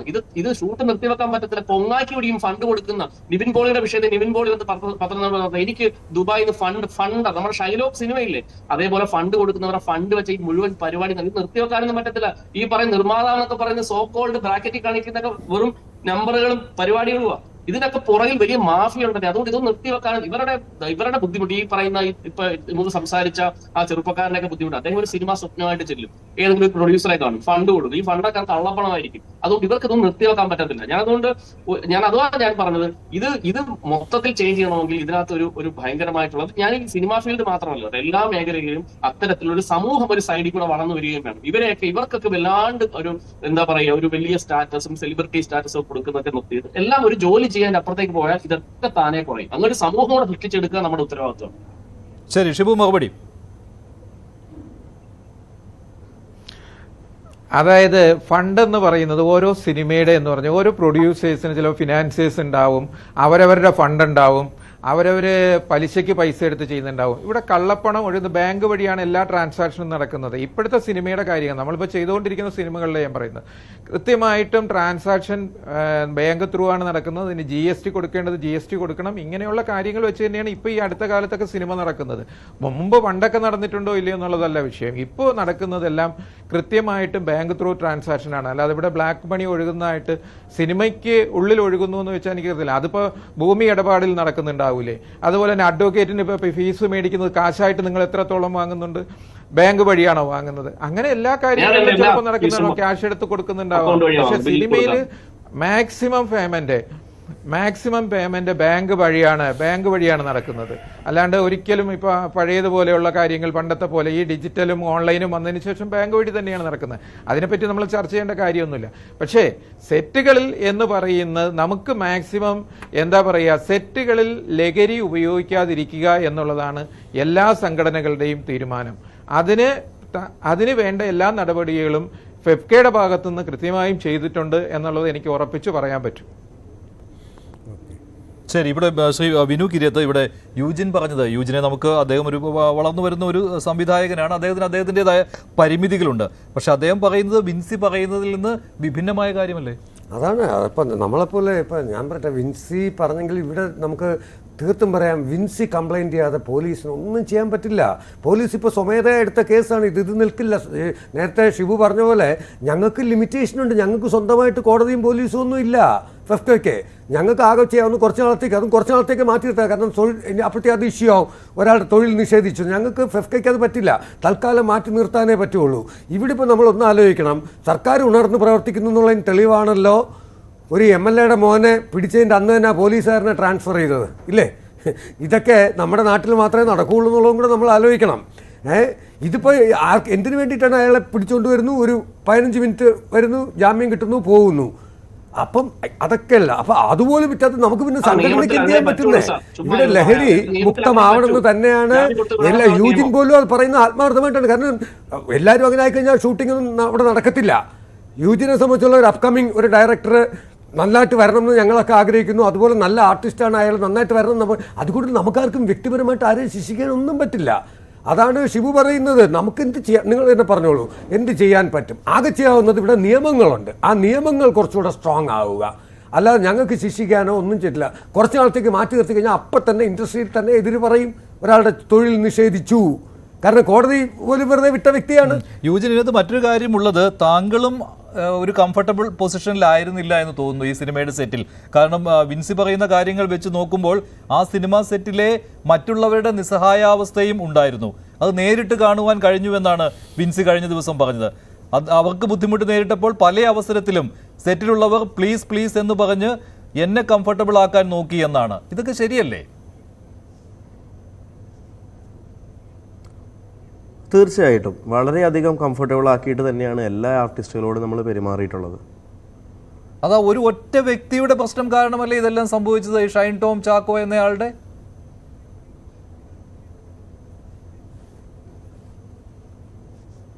അല്ല, ഞാൻ പറഞ്ഞത് മൊത്തത്തിലാണ്. എന്ത് തരത്തിലുള്ള പലരും പല കാരണങ്ങൾ കൊണ്ട് അൺകംഫർട്ടബിൾ ആയിട്ടുണ്ട്. പക്ഷെ വിൻസി പറഞ്ഞ അതല്ല കേട്ടോ. വിൻസി പറഞ്ഞത് ഈ ഒരു വ്യക്തിയിൽ നിന്നുള്ള സംഭവിച്ചുകൊണ്ടിരിക്കുന്നത് എന്താണെന്ന് വെച്ച് കഴിഞ്ഞാൽ, ഇപ്പോൾ അതെ, അതാണ് ഞാൻ പറഞ്ഞത്. അതായത് പലർക്കും പലതരത്തിലുള്ള അനുഭവങ്ങൾ ഉണ്ടായിട്ടുണ്ട് സെറ്റിൽ. അത് ഏറ്റവും സ്മൂത്തായി ഏറ്റവും നല്ല രീതിയിൽ തന്നെ ഹാൻഡിൽ ചെയ്ത് മുന്നോട്ട് പോവുകയാണ് ചെയ്തത് എൻ്റെ സെറ്റിൽ. ഇപ്പോൾ സംഭവിച്ചുകൊണ്ടിരിക്കുന്നത് എന്താണെന്ന് വെച്ച് കഴിഞ്ഞാൽ ഞാനും എൻ്റെ സിനിമയും എന്താവും എന്നുള്ള അവസ്ഥയിലാണ് ഞാൻ നിൽക്കുന്നത്. കാരണം 10-15 വർഷം കഷ്ടപ്പെട്ട് സ്വപ്നം കണ്ട് ഹാർഡ് വർക്ക് ചെയ്ത് ഒരു സിനിമ ചെയ്ത് അത് ഇറങ്ങാൻ പോകുന്ന അവസ്ഥയിൽ സ്വപ്നത്തിൽ പോലും വിചാരിക്കാത്ത രീതിയിലാണ് കാര്യങ്ങൾ ടേൺ ചെയ്തിട്ടുള്ളത്. ഇനി ഇവിടെ നിന്ന് അങ്ങോട്ട് ഇനി മുന്നോട്ട് എങ്ങനെ, അതായത് ഇപ്പോൾ സോഷ്യൽ മീഡിയയിലൊക്കെ ഇത് ഈ സിനിമയുടെ മാർക്കറ്റിംഗ് തന്ത്രമാണെന്ന് വരെ വന്നു. എനിക്ക് അതൊക്കെ കാണുമ്പോൾ ഭയങ്കര ഒരു എന്താ പറയുക, മാനസികമായിട്ട് ഭയങ്കര വിഷമമുണ്ട്. കാരണം രണ്ട് സൈഡിൽ നിന്നുണ്ട്. കാരണം ഒരിക്കലും വിൻസി അങ്ങനൊരു കാര്യം പറഞ്ഞിട്ടുണ്ടെങ്കിൽ നമ്മൾ വിൻസിക്ക് എതിരെയല്ല പോകേണ്ടത്. അങ്ങനൊരു കാര്യം ഉണ്ടെങ്കിൽ നമ്മൾ കൃത്യമായി അന്വേഷിക്കണം. ഈ സെറ്റിൽ ഉള്ള എല്ലാവരും, ഞാനടക്കം വരുന്ന എല്ലാ മുതിർന്ന ടെക്നീഷ്യൻസും എല്ലാവരും ICCയും എല്ലാവരും അങ്ങനെ ഒരു പ്രശ്നമുണ്ടെങ്കിൽ വിൻസിക്കൊപ്പം ആയിരിക്കും. ആ പരാതി നമ്മൾ കാര്യമായിട്ട് തന്നെ ചെയ്യുന്നുണ്ട്. 21-ാം തീയതി അതിൻ്റെ മീറ്റിങ്ങുകൾ നടക്കുന്നുണ്ട്. അതിൽ നമ്മളെല്ലാവരും വിൻസിക്ക് കൂടെ തന്നെയാണ്. പക്ഷേ ആ പരാതി മൊത്തത്തിൽ പഠിച്ച് അതിൻ്റെ ഒരു റിപ്പോർട്ട് പുറത്ത് വരാതെ എനിക്ക് പോലും ഒരു മുഴുവൻ ഉത്തരം അല്ലെങ്കിൽ ഒരു സ്റ്റേറ്റ്മെൻറ്റ് ഇപ്പോൾ ഇവിടെ പറയാൻ പറ്റില്ല. എനിക്കിപ്പോൾ ഇവിടെ ആകെ പറയാൻ പറ്റുക, എൻ്റെ സിനിമ ഇതിലൊരു വിക്ടിം ആവരുത്, ഞാനൊരു വിക്ടിം ആവരുത്. എനിക്ക് അത്രേ പറയാൻ പറ്റൂ. ഇത് മറ്റൊരു കാര്യം കൂടി ഉണ്ട്, ഞാൻ അതുകൂടി ഇത് ചോദിക്കുകയാണ്. ഇപ്പോൾ ഷൈൻ ടോം ചാക്കോ പോലീസിൽ നിന്ന് കൊടുത്ത മൊഴിയിൽ പോലീസ് ചോദ്യം ചെയ്യപ്പോൾ പറഞ്ഞ കാര്യം, ഇതേക്കുറിച്ച് പറഞ്ഞത് ഷൈന് സിനിമാ സെറ്റിലുണ്ടായ ഷൈന് നേരെ ഉണ്ടായ പ്രശ്നങ്ങൾ ഷൈനിന്റെ ശത്രുക്കൾ ആ രീതിയിലുള്ള പ്രചാരണം നടത്തിയതാണ്, വിൻസി കള്ളമാണ് പറയുന്നതെന്നാണ്. താങ്കൾ അതിനോട് യോജിക്കുന്നുണ്ടോ?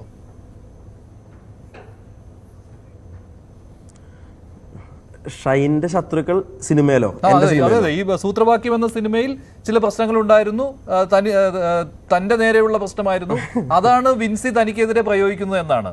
അങ്ങനെ താങ്കൾക്ക് തോന്നുന്നുണ്ടോ?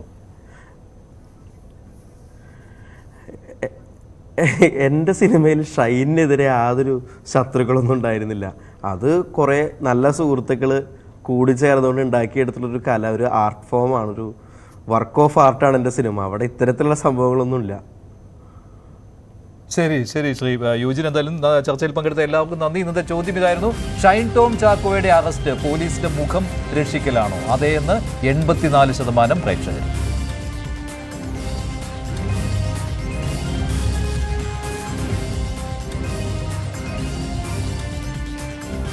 രണ്ടുപേരും അവസാനിക്കുന്നു. നന്ദി, നമസ്കാരം.